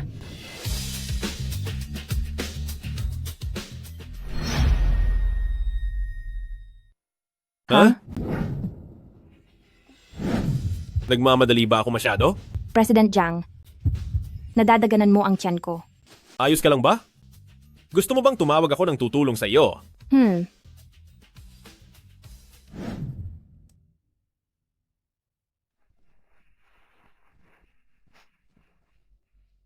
Napakamabuti sa akin ng Jiang Zuo na ito. Hindi ko tuloy maiwasang mag-isip. At maniwala na baka mahal niya talaga ako. Haay. Kaso ang gusto lang naman niya ay ang pabango ko na nagpapakalma sa sakit ng ulo niya. Nako, apo, aking apo. Kamusta ka na? Balita ko kay Jiang Zuo na buntis ka. Diyos ko, may tagapagmana na ang Pamilya Jiang. Simula ngayon, ikaw na ang boss sa Pamilya Jiang. At ang Jiang Zuo na iyan, pagsabihan mo o saktan mo hanggat gusto mo. Lola Song, tama na po ang pagpalo. Mawawalan ako ng autoridad sa harap ng anak ko. Aba, bakit kasi hindi mo agad sinabi sa akin ang magandang balita Dapat ka talagang maparusahan. Xiaotang, masama ba ang pakiramdam mo dito? Opo, Sa unang bahagi ng pagbubuntis, normal lang na makaramdam ng kaunting hapdi. Huwag kang mag-alala. Bago ako nagretiro, isa akong mahusay na doktor sa kababaihan. Kaya kung may nararamdaman kang hindi maganda, sabihin mo lang agad kay Lola. Sa simula ng pagbubuntis, hindi dapat masyadong naggagalit o na-stress. Jiang Zuo, dapat mo siyang ingatan. Opo, Lola, ayos lang po ako. Medyo hindi lang po komportable ang tiyan ko. Mitang, simula sa araw na ito, hindi mo na kailangang mag-alala sa kahit ano. Ang kailangan mo lang gawin ay alagaan ang sarili mo at ang ating anak. Susunod ako sa iyo. Dahil may asawa na ang apo ko, ang mga magiging anak ng aming pamilya Jiang ay hindi na dapat ipagpaliban pa. Ang kasal ay gaganapin na sa loob ng 3 araw. Ang mga damit para sa mahal naming Mitang, handa na ba? Mahal kong Mitang, ang lahat ng ito ay mga damit na inihanda ko para sa iyo. Mahal kong Mitang, bukas, siguradong ikaw ang pinakamaganda sa lahat.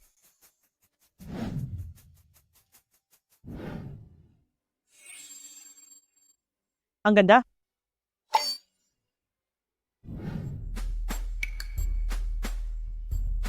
Karaniwan lang pala ito.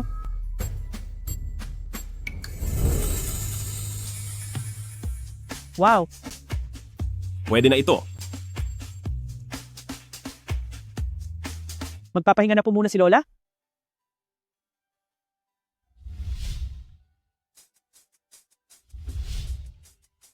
Napakaganda mo.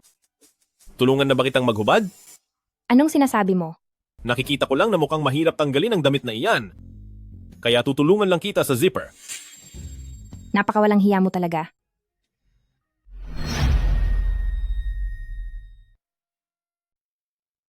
Inumin mo pagkatapos ng 2 minuto. Masyadong mainit pa ngayon. Sige, Tumawag ka kay Lolo para itanong kung natanggap na niya ang imbitasyon. sige. Hello, Lolo. Natanggap niyo po ba ang imbitasyon sa kasal? Mitang natanggap ko. Hindi ko na po masyadong mabasa ang mga nakasulat, masyadong maliliit. Lolo, pakatandaan niyo po. Pumunta po kayo bukas sa Jiang Mansion, Jingjiang Street 236. Kami ni Jiang Zuo ay magpapadala ng susundo sa inyo bukas. Nalulula ang lolo nyo sa sasakyan. Hindi ko gusto sumakay sa mga mamahaling kotse sa lungsod. Kaya ko namang pumunta mag-isa. Pero, Tangtang wag mo na alalahanin ng lolo. Ano bang pwedeng mangyari sa isang matandang tulad ko? Sabik na ako na makita kang nakasuot ng damit pangkasal.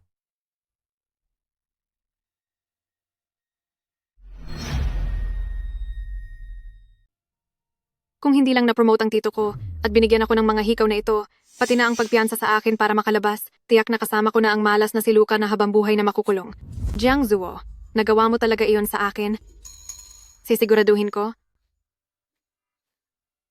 Nasisiguraduhin kong susuyuin mo ako ng husto. Hoy, batang babae, alam mo ba kung saan ang papunta sa Jiang Mansion? Grabe naman, saan ba nanggaling ang probinsyanong ito? Ginulat ako. Ito ay... Pamilya Jiang. Opo. Ikakasal na ang apo ko sa makalawa. Ano? Ikakasal na sina Mitang at Jiang Zuo? Bakit siya ang magpapakasal kay Jiang Zuo? Kilala niyo po ba si Mitang? Hindi lang basta kilala. Matalik kaming magkaibigan ni Mitang. Pati ang wedding gown na pinili niya, kami ang magkasamang pumili niyan. Naku po. Sana sinabi niyo agad. Isang imbitasyon. Meron pa ako rito. Medyo naging pabaya si Mitang. Hindi niya man lang sinabi sa inyo ang magandang balitang ito. Ayan. Kunin niyo po ito. Babae, sa iyo na rin ito. Paboritong kainin ito ni Xiaotang simula nung bata pa siya. Sige, aalis na ako.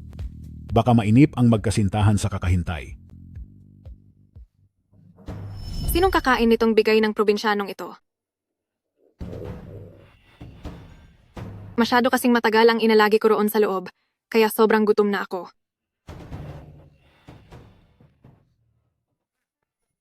Ayan, nakalimutan ko.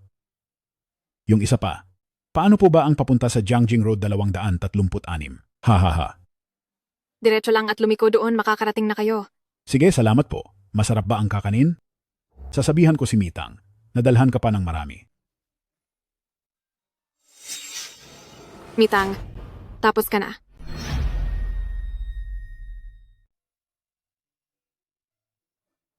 Lolo, nandito po pala kayo? Lolo, namiss ko po kayo. Mitang, tingnan mo, nagdala si Lolo ng alak. Alak na gawa sa kanin. Ito ang inilibing ko sa ilalim ng puno, noong ipinanganak ka. Naisip ko na, pagdating ng iyong kasal, ilalabas ito ni Lolo para ibahagi sa lahat. Ngayong ikakasal ka na, sobrang saya ni Lolo, pero medyo nalulungkot din ako dahil mahihiwalay ka na. Lolo, Hay nako si Lolo, bakit sa napakasayang araw na ito ay umiiyak ka? Naalala ko pa. Noong bata ka pa ay iniligtas mo. Ang batang lalaki ng kapitbahay mula sa tapayan ng alak. Ang batang iyon, nangako siyang pakakasalan ka. Pero huli na siya ng isang hakbang. Hahaha. ano? Magkapitbahay tayo nung bata pa tayo. May isang pagkakataon na aksidente. Akong nahulog sa tapayan ng alak at ikaw ang humila sa aking palabas doon. Simula ng araw na iyon, nangako ako na ibibigay ko ang buong buhay ko sa iyo. Bakit parang napakalaking coincidence nito? Si Jiang Zuo ba ang batang lalaking iyon? Mitang, Ay lolo po, ngayong araw ay dapat tayong mag-usap ng maayos. Tama po iyon, Lolo. parang hindi maganda ang pakiramdam ni Mitang. Anong dapat natin gawin? Ito. Nasusuka si Tangtang. Paano na? Naku ay, kayong dalawang lalaki, kumalma nga kayo at sumunod lang kayo sa sasabihin ko.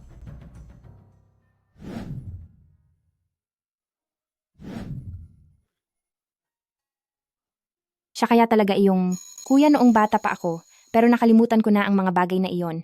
Napakayaman ng pamilya Jiang Zuo, paano ko siya naging kapitbahay? Halika, uminom ka muna ng tubig. Jiang Zuo, Lolo, Lola, maayos lang po ako. Kung maayos ka man o hindi, ang lola ang magsasabi. Siya utang. Pangako, kapag may nararamdaman kang hindi maganda sa susunod, sabihin mo agad sa akin. Huwag mo na itong tiisin mag-isa. Kamusta? Gutom ka ba? Gusto mo bang ipagluto kita ng lugaw? Marunong kang magluto ng lugaw? Ano ba ang hindi ko kayang gawin?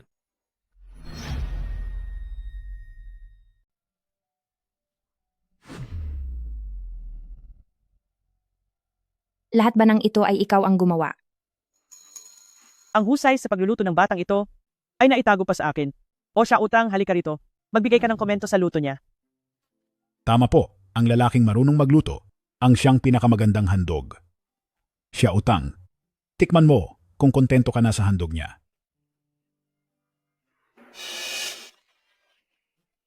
Siya utang? Siya utang? Siya utang?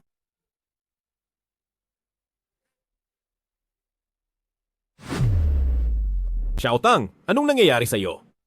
Masyadong malansa ang lugaw.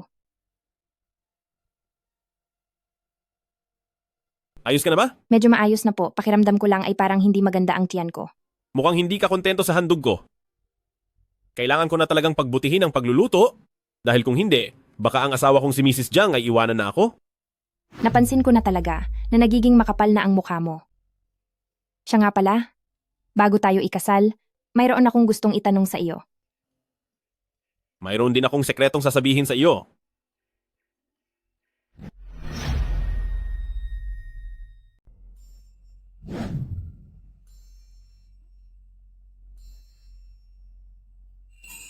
Bakit gising ka na ng ganitong kaaga? Saan ba siya pumunta?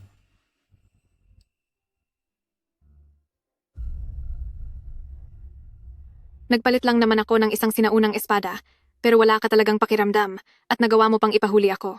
Jiang Zuo, Jiang Zuo, wala ka na ba talaga kahit kaunting pagmamahal sa akin? Hindi ako naniniwala. President Jiang, huwag mong gamitin ang pakikipagkasal sa taga-bukid na si Mitang para lang galitin ako. Mag-ingat ka sa mga sinasabi mo dahil si Mitang ang tunay kong asawa.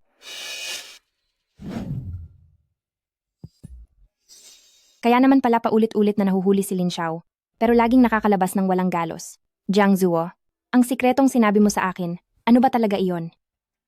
Lin Xiao. Lin Xiao, kasal namin ito ni Mitang. Anong ginagawa mo rito? Jiang Zuo, ganyan ka na ba talaga kalupit sa akin? Hindi mo ba talaga alam kung ano ang nararamdaman ko para sa iyo? Magkabata tayo simula noon? Kakalase lang tayo noong high school. Huwag mong palabasin na malapit tayo sa isa't isa. Si Mitang ang kaisa-isa kong asawa. Umalis ka na. Huwag mo akong piliting patawag ang mga security para paalisin ka. Huwag. Aalis na ako.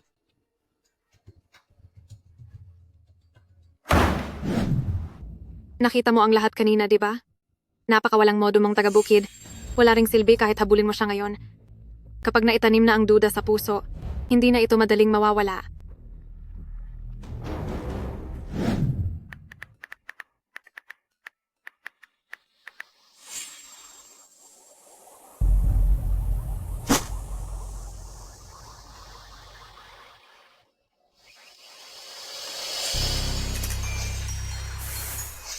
Sa mga balita man sa media, o kahit ang mga empleyado ng kumpanya, alam ng lahat na sina Lin Xiao at Jiang Zuo ay matagal nang magkakilala at sadyang bagay para sa isa't isa. Habang ako lang ay isang maswerteng dalaga mula sa probinsya na nabuntis at nagkataong nakakatulong sa sakit ng ulo ni President Jiang. Pero mga litrato lang naman ang lahat ng ito.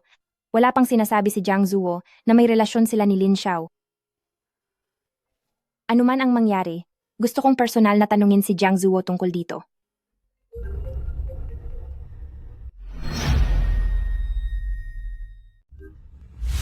Mitang, alam ko na nakita mo na naghalikan kami ni President Jiang. Hindi mo ba gustong malaman kung ano ang relasyon namin ni President Jiang? Sinadya mo iyon. Tama, sinadya ko talaga iyon. Isinend ko na ang lahat ng litrato sa email mo. Harapin mo ang katotohanan. Probinsyana ka.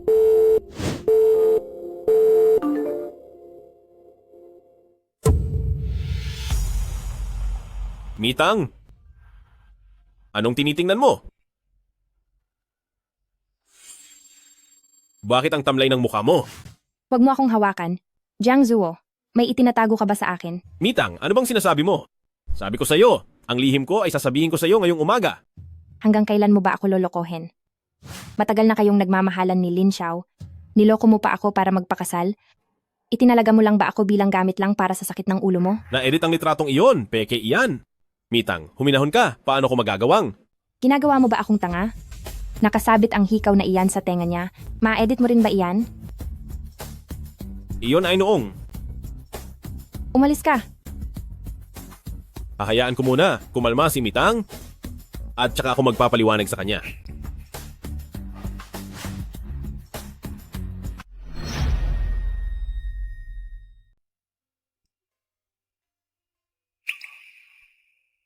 Mitang, simula ngayong araw, wala ka nang kailangang alalahanin pa. Kailangan mo lang alagaan ang iyong sarili, pati na ang ating anak. Zhao Tang, pangako mo sa akin na sa susunod na makaramdam ka ng anumang sakit, sabihin mo agad ito sa akin. Huwag mo na itong sarilinin pa.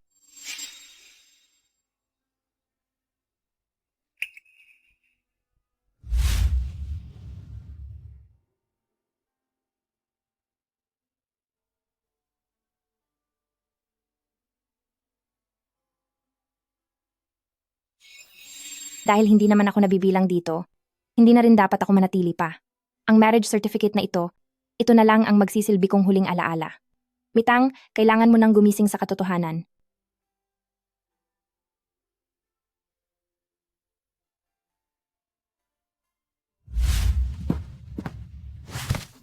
Aray, pasensya na po. Bakit nandito ang walang hiyang katulad mo? Hindi ba dapat ay nasa loob ka ng kulungan? Ito ay dahil kay Lin Xiao, binigyan niya ako ng malaking halaga para makalabas ako ng kulungan at inutusan akong guluhin ang kasal. Pero bakit nandito si Mitang? Huwag mo nang pakialaman ang buhay ko. At saka ikaw na isang probinsyano, anong ginagawa mo rito? Huwag mong sabihing, Hindi, pumunta lang ako dito para. huwag mong sabihing plano mong maging tagalinis, pumasok ng palihim sa pamilya Jiang para akitin si President Jiang. Pinapayuhan kita na dapat kilalanin mo ang sarili mo.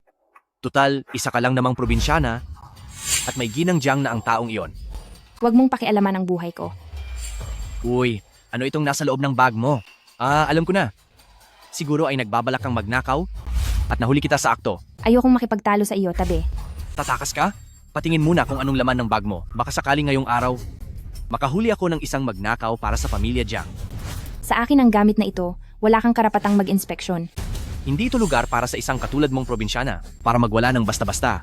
Ngayong araw, para sa pamilya Jiang, ay bibigyan kita ng leksyon. Halikayo dito. May nahuli akong magnakaw. Bitawan mo ako, hindi ako magnanakaw. Kung hindi ka magnanakaw, maaari ka bang maging siginang Jiang? Jiang Zhuo? President Jiang? Madam Jiang? Guwardiya, pumarito kayo. Nakahuli ako ng magnanakaw dito sa pamilya Jiang. Sinong magnanakaw? Sino ang nangahas na magnakaw dito sa kasal ng pamilya Jiang? Nasaan ang magnanakaw? Siya ang magnanakaw.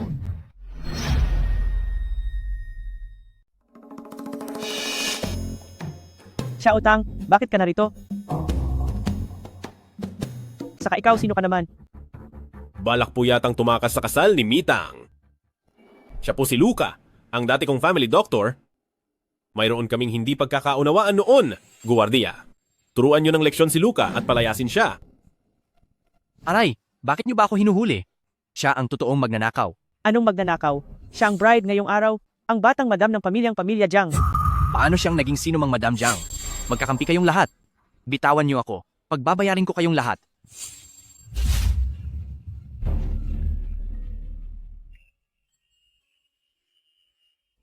Tara na sa loob, masyadong mainit sa labas.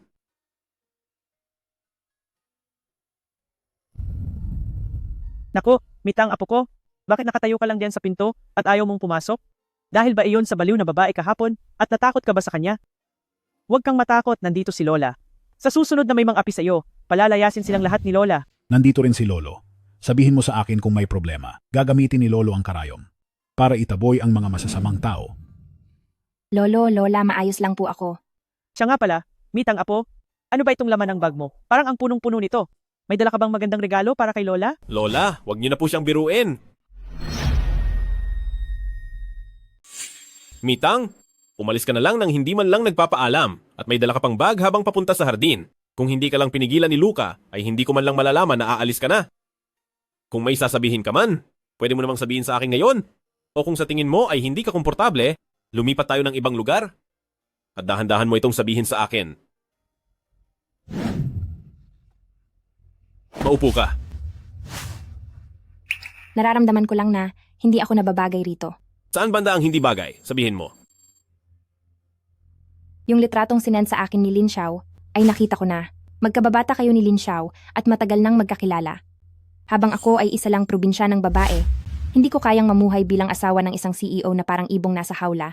Ayaw kong maging sagabal sa inyong dalawa. At ano naman ngayon? Bigla ka na lang aalis nang walang pasabi, nang walang kahit anong paalam, ganun ba? Kaninang umaga lang ay magkayakap kayong dalawa, kaya bakit mo pa kailangang magpanggap na may pakika sa akin? Nagsiselos ka lang pala. Nagawa mo pang tumawa. Nakakatuwa bang makita akong nasasaktan ng ganito? Kung alam ko lang na ganito ka magselos, sasabihin ko sana sa iyo na itinulak ko siya palayo sa akin at ang litratong iyon ay hindi totoo. Tungkol naman sa hikaw na iyon. Ipapaliwanag ko ang lahat sa iyo mamaya, pwede ba? Huwag ka nang magalit, sige na. Hindi. Hindi ako galit. Nararamdaman ko lang na parang labis lang ako rito. Ako ang magpapasya kung labis ka o hindi. Pero sa susunod na umalis ka nang walang pasabi, ay talagang magagalit na ako.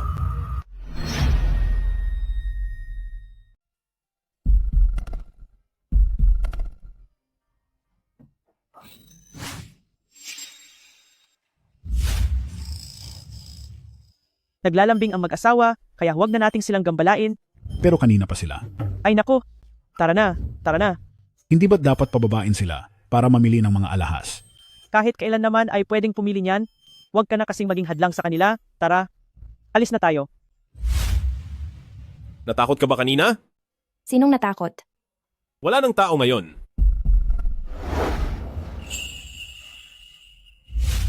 Sandali. Itutuloy pa ba natin ang kasal? Oo naman. Bakit mo ako hinalikan sa leeg? Pupunta pa naman tayo sa pamimili ng wedding gown? Paano kapag ang markang ito ay makita ni na Lola? Sige, masusunod ang gusto mo. Tara na at pumili ng mga alahas at wedding gown. Siya utang. Tingnan mo ang mga disenyo ng wedding gown na ito. Gawa ang mga ito ng mga tanyag na designer at bawat isa ay tahi sa kamay. Nagustuhan mo ba? Ang wedding gown na ito ay mula sa designer ng mga hari sa Italia. Siya ang nagdisenyo niyan. Ang palda niyan ay napapalamutian ng libu-libong bihirang kulay rosas na diamante. Bagay na bagay iyan sa kulay ng balat mo. $5 milyong? Lola, Jiang Zuo, napakapamahal naman ng gown na ito. Tingnan mo naman ang susunod. Ang wedding gown na ito ay mula sa batikang designer na si Master Mary, isang Chanel expert. Ang mga nacre nito ay nagmula pa sa mga itim na perlas ng South Pacific at nag-iisa lang ito sa buong mundo. $10 milyong pala ang halaga nito. Hindi pwede, Lola. Jiang Zuo, masyado itong mahal. Susunod. Palagay ko ay maganda ang isang ito. Mula pa ito noong 200 taon ang nakalipas, na isinuot ng mga maharlika sa Europa, isa itong antigong wedding gown. Ang bawat tahi nito ay gawa sa gintong sinulid, at ang huling nagsusuot nito ay ang reyna ng England. Diyos ko, ang isang ito ay nagkakahalaga ng $300 milyong. Lola, Jiang Zuo, sobrang mahal niyan. Isang araw lang naman isusuot ang wedding gown, kaya hindi po praktikal na bumili niyan. Ano kaya kung bumili na lang tayo sa Pink Sexy? Magaganda na ang mga gown doon at mura pa. Bukod doon, pwede pang ibalik sa loob ng 7 araw kung ayaw mo. Napakabata mo pa nga talaga, no?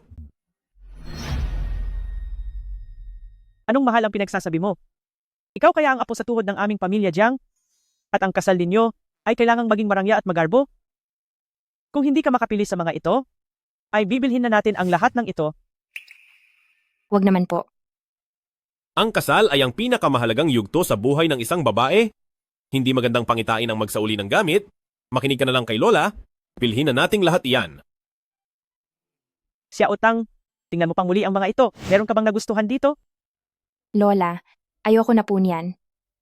Sa Xianyu, ang daming mga segunda mano at peking perlas na kagaya nito. $9 at 10 sentimo lang ay may free shipping na. Parehong-pareho ang itsura, pero mas malaki at mas kuminang pa ang mga bato. Ay nako, talagang palabiro ka, apo? Bilang apo sa tuhod ng pamilya Jiang, paano mangyayari na magsusuot ka ng peke? Hindi ba? Nakikita ko namang lahat sila ay maganda. Ano kaya kung bilhin na natin silang lahat? Lola, sarami po ng bibilhin nyo. Kahit isa po doon ay wala akong mapagsusuotan. Ito namang apong ito. Bilang apo sa tuhod ng pamilya Jiang, dapat araw-araw ay iba-iba ang iyong mga alahas. Pag lumabas ka, ay dapat iba ang hitsura mo araw-araw para walang nauulit na sinusuot. Lahat ng ito ay galing sa puso ni Lola. Tanggapin mo na ito. Dahil sa sobrang pag-aalaga ng pamilya Jiang kay Xiao Tang, ay panatag na ang loob ni Lolo. Ang aming mahal na si Xiao Tang, napakaganda mo. Maganda? Pilit na nagpapakasosyal ang isang hamak na babae. Talagang nakakatawa. Lin Xiao, bakit ka naririto? Anong gagawin mo na naman sa aming Xiao Tang? Akala ko, ang sabi mo ay matalik kang kaibigan ni Xiao Tang, pero ang totoo, pinahihirapan mo si Xiao Tang sa lahat ng pagkakataon. Nagawa mo akong lokohin? Lokohin? Kayong mga mahihirap na taga-bukid. Mga hangal na nga kayo? Nagagawa niyo pang manisi? Grandma Jiang, nandito ako ngayon para sabihin sa inyo, hindi matutuloy ang kasal na ito. Hindi nararapat si Mitang para kay President Jiang. Ito ang totoong mukha ng babaeng ikakasal. Lin Xiao, bakit pa ulit-ulit na lang ang ginagawa mo? Ang kakayahan mo sa pag-edit ng mga litrato, hindi ba parang masyadong halata at pangit ang gawa? Dito sa isang ito, mukhang hindi mo pa ito na-edit, di ba? Noong 8 taong gulang pa lang si Xiao Tang, ay nagkaroon na siya ng peklat, ngunit sa litrato mong ito ay wala siyang peklat. Ibig sabihin, hindi ito si Xiao Tang. Mitang, tingnan mo naman ang litratong ito. Sa litratong ito, inakala mong inaakit mo si President Jiang habang hinahawakan ka. Lakas ng loob mong apihin ang aming Xiao Tang. President Jiang, tingnan mo, lalaki at babaeng magkasama, naglalandian sa harap ng pintuan ng hotel. Hindi ba sapat na ang ebidensya? Ipinapakita nito na, bago pa siya makilala, lumalapit na siya kay President Jiang. Ang bibig mong iyan na puno ng chismis. Ngayong araw ay kakatawanin ko ang mga magulang mo para turuan ka ng leksyon. Babaeng baliw ka. Hoy matandang hukluban, nagalit ka ba? Bakit hindi mo yata dinaluhan ang kasal ng tunay mong apo para magdala ng 2 pirasong sibuyas? Sa hirap ng pamilya nyo, kalakas pa ng loob mong ipasok ang babaeng iyan sa mayamang pamilya. Ikaw, Lolo! Lolo! Lolo, Lolo, Lolo. Lumayo ka. Ang baho nitong matanda mula sa probinsya. Natatakot akong mabaho sa sahig pag bumagsak siya. Lolo, maayos ka lang ba? May sugat ba ang binti mo? Lolo, tutulungan kitang tumayo.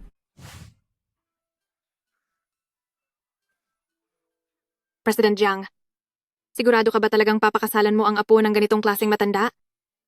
Lin Xiao, tapos ka na ba sa pag-iingay? President Jiang, hindi mo pa ba naiintindihan? Ang matandang ito at ang kanyang apo ay nagsasabuatan para makuha ang pera ng pamilya niyo. Maniwala ka po sa akin. Manahimik ka. Nasaan ang respeto mo? Nasa loob tayo ng pamilya Jiang. Sa pamilya Jiang, akala mo ba ay kung saan ka lang pwedeng magwala? Lumayas ka na ngayon din. Lin Xiao, ginagamitan mo ako ng mababang klase. Ng paninirang puri. Hindi ka ba natatakot na mabuko ka? At bumagsak ka mula sa kinalalagyan mo? Sa husay ng teknolohiya ngayon sa mga litrato, ang mga litratong ito ay siguradong gawa-gawa lang. Gawa-gawa lang? Isa ka lang namang masamang babae na ginamit ang bata para umangat. Nakapag-aral ka ba ng kolehiyo? Ano ang karapatan mong questionin ako? Kung hindi ka sumingit sa amin, ako dapat ang nandyan ngayon at nagpapakasal sa kanya. Tumigil ka. Ang lakas mong gumawa ng kwento. Sina Jiang Zuo at Mitang, sa tingin mo ba ay basta-basta mo lang silang mapaghihiwalay? Lin Xiao, kung paano nakuha ang mga litratong ito, alam mo ang totoo higit sa kanino man. Ito ang mga ebidensya na nag-utos ka na kumuha ng nakatagong litrato at manipulahin ito. Ang bawat detalye ay napakalinaw. Napakababa ng uri mo. Ginagawa mo ito kahit sarili mo ay nasisira na. Lalo mo lang akong pinapaayaw sa iyo. President Jiang, mahal na mahal lang kita. Nagkamali lang po ako. Ang sinasabi mong pag-ibig ay puno lang ng panlilin lang. Ilabas ang masamang babaeng ito. Walang hiya ka. Ang lahat ng mayroon ka ngayon ay ninakaw mo lang. Pagbabayarin ka ng tadhana. Jiang Zuo, parang hindi maganda ang pakiramdam ko. Mitang, Iyan ang nararapat sa iyo.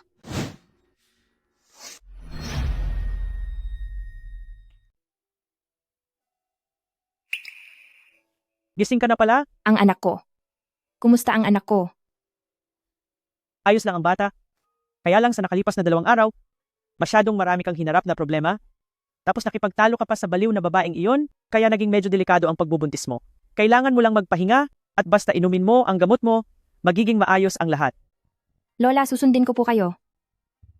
Ang batang ito, napakaunawain kaya nakakaawa naman. Gising na si Xiao Tang. Umupo ka. Lolo, ang binti niyo. Dahil po sa away namin ni Lin Xiao, kaya nasaktan ang binti niyo. Huwag mong sabihin yan. Kapag sinabi mo pa yan, magagalit na talaga ako sa'yo. Ang sugat na nakuha sa pagtatanggol sa pamilya, paano iyon matatawag na sugat lang? Ito ay parangal para sa isang lalaki. Ngumiti na siya. Ayan. Mabuti naman at nakangiti ka na. Ang aming Xiao Tang, isang batang dalaga pa, huwag kang laging malungkot.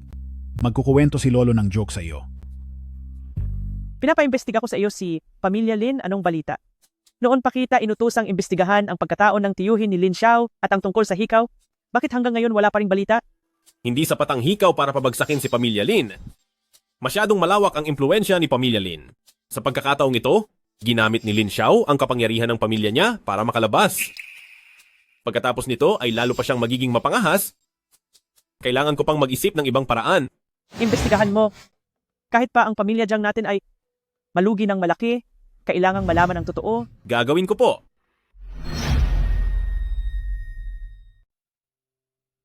Ano ang iniisip mo? Sabi ni Lola, mahina raw ang katawan mo at kailangan mong uminom ng bitamina. Siguradong pagod na pagod po si Lola ngayong araw, di po ba?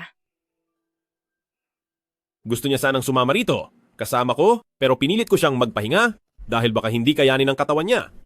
Pero huwag kang mag-alala, may mga katulong sa bahay na nag-aalaga sa kaniya. Mabuti naman kung ganoon. Heto, kumain ka ng prutas para makakuha ka ng bitamina. Salamat po. Sira ka talaga, asawa kita. Bakit mo pa kailangang magpasalamat? Kumain ka pa ng maraming prutas para mas lumakas ka. Gagawin ko po ang lahat para lumakas ang aking katawan. Para sa iyo, para sa pamilya natin, at para na rin sa ating anak. Sapat na sa akin na may ganyang kang hangarin. Alagaan mo lang ang sarili mo. Pangalagaan mo ang iyong kalusugan. Teka, masyadong mabigat yung pitzel. Diyan ka lang, maupo ka. Ako na ang gagawa. Salamat po, Lola.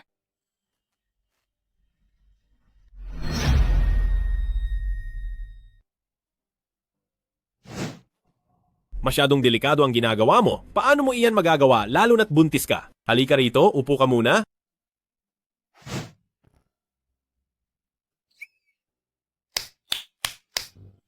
Tapos na ang basura.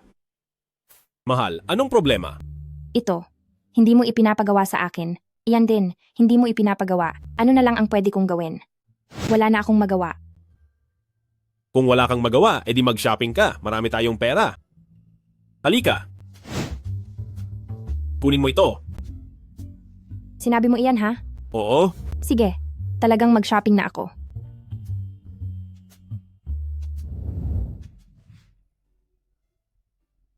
Napakalambot ng tela ng damit na ito. Siguradong magiging komportable ang baby dito. Aba, ang prom ding ito, may kapal pa pala ng mukhang magpunta rito sa napakamahal na baby store na ito.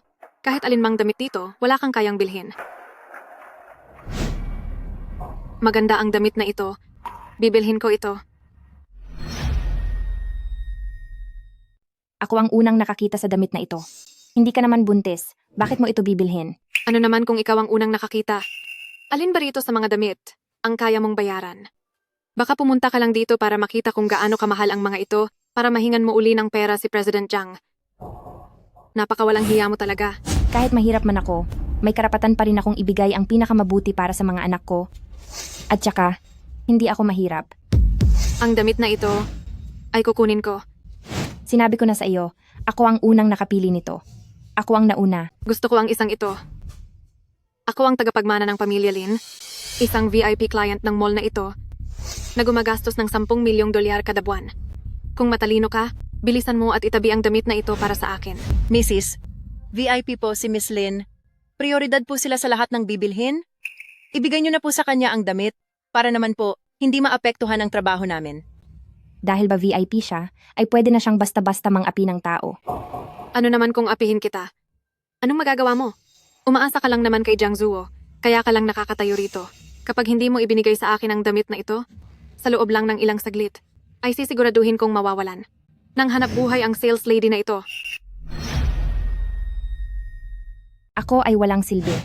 Pero kailangan ninyong malaman na ang reputasyon ng tindahan ay mas mahalaga kaysa sa sinumang VIP na kliyente. Nakita nyo naman, ang babaeng ito ay gustong agawin ang pag-aari ko. Sa akin ang damit na ito at wala nang iba, kayo na ang bahalang magpasya. Iyan ba ang patakaran sa tindahan nyo? Kung sino ang may pera, siya ang dapat sundin. Bibigyan kita ng 2 pagpipilian ngayon. Una, ipaubaya niya ang damit sa akin. O kaya naman, umalis ka na agad dito at huwag nang babalik. Ang mang-api ng tindera, hindi iyan gawain ng may pinag-aralan. Kung matapang ka, sa akin mo subukang makipag-agawan. Sige ba? Huwag mong isipin na porke pinoprotektahan ka ni Jiang Zuo, ay pwede ka nang maging ganyan kabastos. Napakatapang mo? Dahil lang ba iyan sa dinadala mong anak ni Jiang Zuo? Kapag pinaalis ko ang bata sa sinapupunan mo, tingnan ko lang kung magagawa mo pang magyabang. Anong gagawin natin? Dapat ba akong tumawag sa 911? Hindi ko hahayaang mangyari na masaktan ang mabait na dilag na ito. Gusto mo pang tumawag ng pulis? Alam niyo ba kung ano ang posisyon namin sa pamilya Lin dito sa Haicheng? Kayong dalawa ngayon? Ay tapos na. Tumigil kayo. Tumigil ka.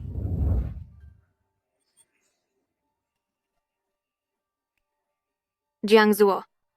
Gusto ko lang naman na turuan mo siya ng leksyon. Siya ba ay kailangang turuan mo ng leksyon?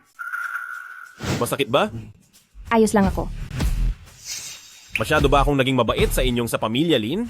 Para paulit-ulit mong tratuhin ng masama ang asawa ko? President Jiang, gagawin mo ba talaga ang lahat ng ito? Para lang sa prom ding babaeng iyan? Plano lang niyang lokohin ka para makuha ang pera mo, pero ako ang talagang nagmamahal sa iyo ng tapat. Ang pagiging mayabang mo ay dahil lang sa pagiging anak mo sa pamilya Lin at sa utang na loob sa tatay mo. Dahil diyan, huwag mo akong sisihin kung kakalimutan ko ang ating nakaraan at uubusin ko ang pamilya Lin.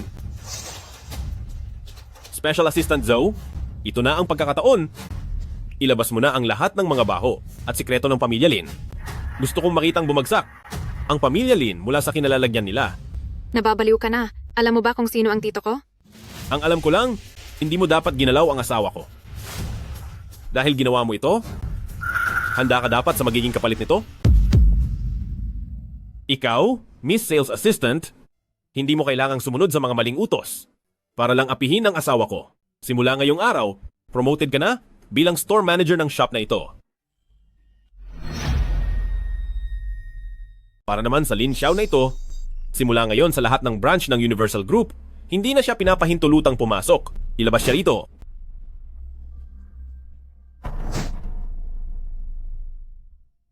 Binigyan kita ng black card para hindi ka maapi ng iba.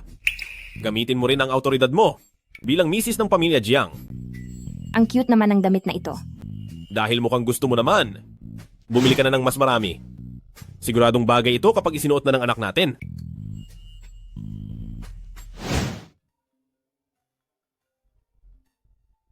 Hello? Special Assistant Zhao. Anong nangyari? Young mistress, kailangan niyo po itong malaman. Emergency. Maaari po ba ninyong kumpirmahin kung ang memorandum ng partnership project ay naiwan dyan sa bahay? Sige po, titingnan ko.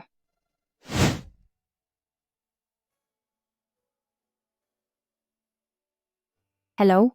Special Assistant Joe, nahanap ko na. Pakitago niyo po muna yan. Magpapadala po ako agad ng kukuha. Huwag na po kayong mag-abala. Nandito lang din naman ako sa bahay para sa pagbubuntis ko. Wala rin naman akong masyadong ginagawa, kaya dadalhin ko na lang sa opisina. Walang anuman. Magkita na lang tayo.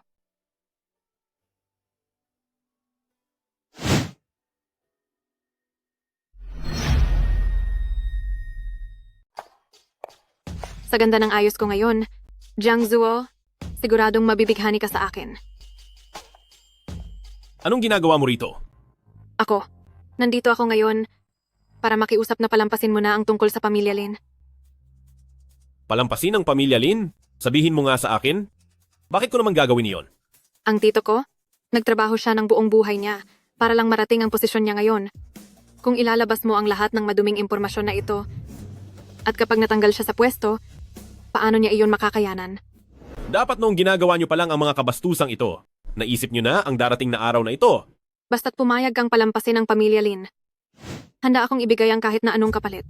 Sa kalagayan ng pamilya Lin ngayon, ano namang panama mo para makipagnegosasyon sa akin?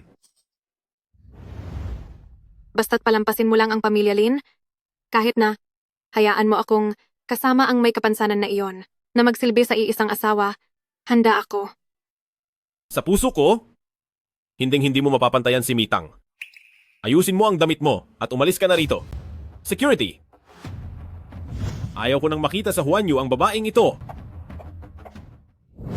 Jiang Zuo, talaga bang wala ka ng ititirang kahit konting pagkakataon para sa akin?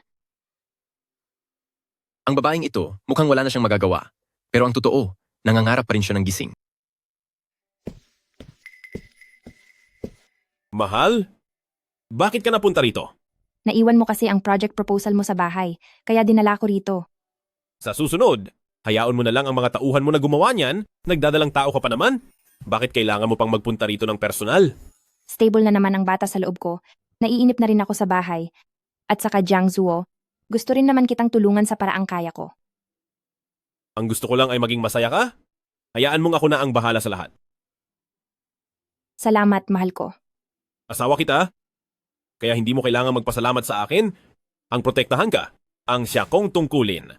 Bakit nawala sa akin ang lahat? Habang ikaw naman, Mitang, ay inagaw ang lahat sa akin, tiyak na pagbabayarin ko kayong lahat.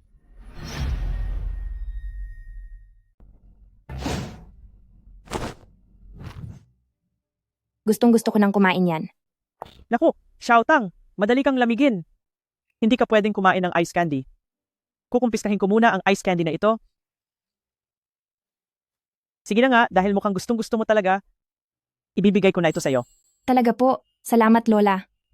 Pero, painitin ko muna ang ice candy bago mo kainin. Hahaha, Ice cream na mainit bago kainin?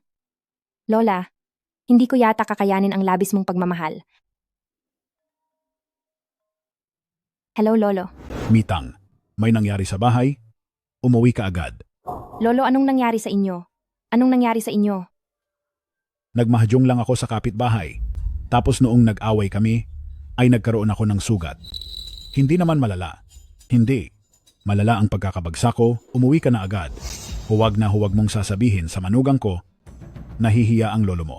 Lolo, hindi ba't nandoon kayo sa villa sa pamilya Jiang?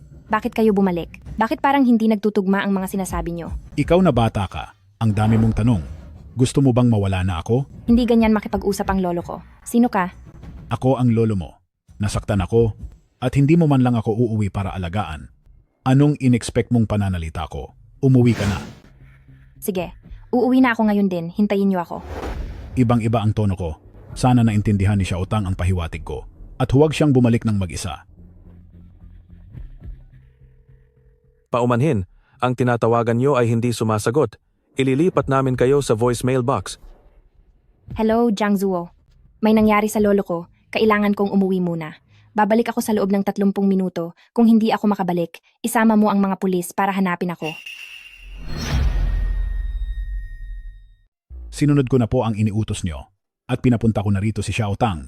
Nagmamakaawa ako sa inyo. Pakawalan nyo na ako. Ano po ba ang gusto nyo? Maibibigay ko po iyan sa inyo. Pakakawalan kita? Akala mo ba hindi ko alam na binibigyan mo kanina ng babala si Mitang? Ang mga maliliit na paraan ng pananalita mo? Sa tingin mo ba ay maluloko mo ako? Ano ba ang gusto nyo? Kahit anong gawin nyo sa akin ay ayos lang. Pero bata pa si Mitang. Ano ang balak kong gawin? Inagaw ni Mitang ang taong mahal ko. Kung hindi dahil sa kaniya, hindi sana nadungisan ang pangalan ng pamilya ko, hindi sana nakulong ang tito ko, at hindi sana nalugi ang kumpanya namin. At hindi rin sana ako, mula sa pagiging mayamang tinitingala ng lahat, ay magiging isang mahirap na lang. Tinatanong mo kung ano ang gagawin ko? Gagamitin ko ang kutsilyong ito para ang bata sa sinapupunan niya ay alisin ng sapilitan.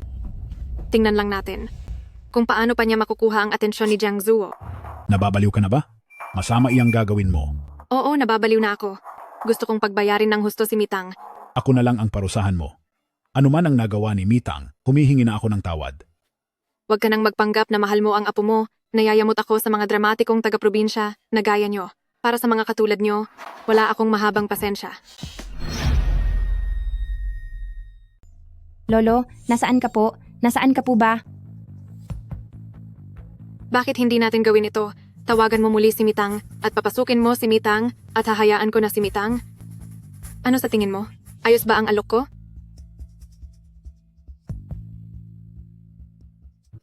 Mitang, narito ka na?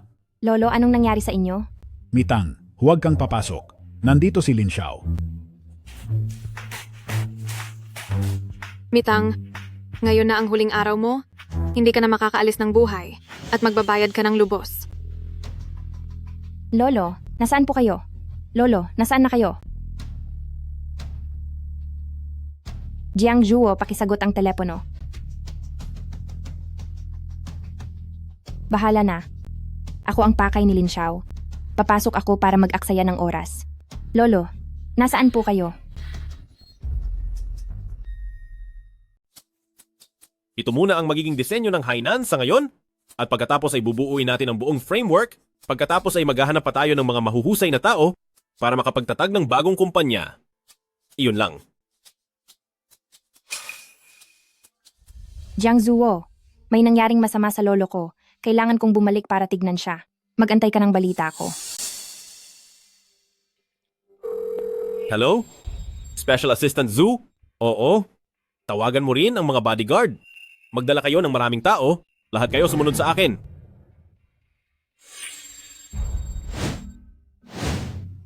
Xiaotang. Lolo. Lin Xiao, bakit ikaw ang nandito? Anong balak mong gawin sa lolo ko? Huwag kang magmadali. Para sa inyong paglisan, may makakasama kayo.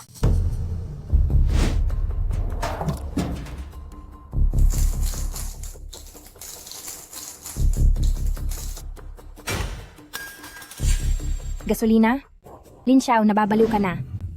Gusto mo ba kaming mamatay sa apoy dito? Hindi lang kita tatapusin dito. Idadamay ko rin ang lolo mo. Para naman, kayong dalawa ay may magkasama sa inyong huling hantungan. Mababawi ko rin sa wakas ang lahat ng nararapat sa akin. Xiaotang, Umalis ka na.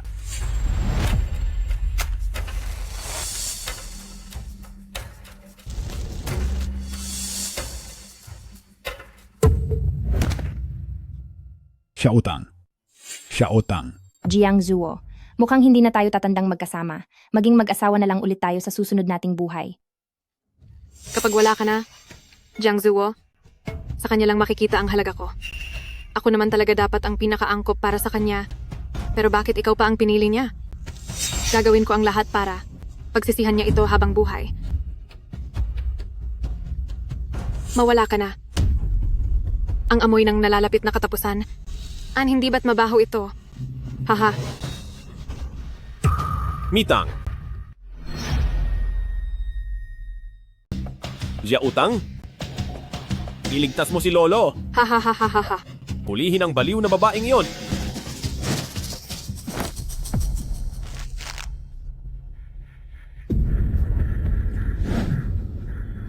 Hoy! Jiang Zuo, bumalik ka rito. Mahal na mahal kita. Magsisisi ka. Magsisisi ka talaga. Ang araw na ito po ay ang araw ng muling pagsasama ng ating pamilya. Simula ngayon, mabubuhay na tayo ng payapa araw-araw. Tangtang, kumain ka pa ng marami. Lola, hindi ko na po kayang kumain. Nabalitaan ko pong wala na si Lin Xiao sa loob ng kulungan. Totoo ba iyon? Siya ba? Nakuha na niya ang nararapat na parusa. Matagal na siyang wala. Ang mga taong mabubuti ay hindi kailanman mapapahamak sa sariling mga gawa. Tangtang, si Lola, naghanda pa ng merienda para sa iyo. Lola, hindi ko na po talaga kayang kumain. Siguro dahil sa matagal na pag-upo. Sumasakit ang balikat ko. Mahal? Ayos ba ang masahe ko? Ayos lang. Ipagpatuloy mo iyan. Halika rito. Tangtang, kumain ka ng prutas. Masaya si Lola kapag nakikita kang kumakain. Aba, ang likot niya sa loob. Pagkapanganak ng batang ito, siguradong napakalakas niya.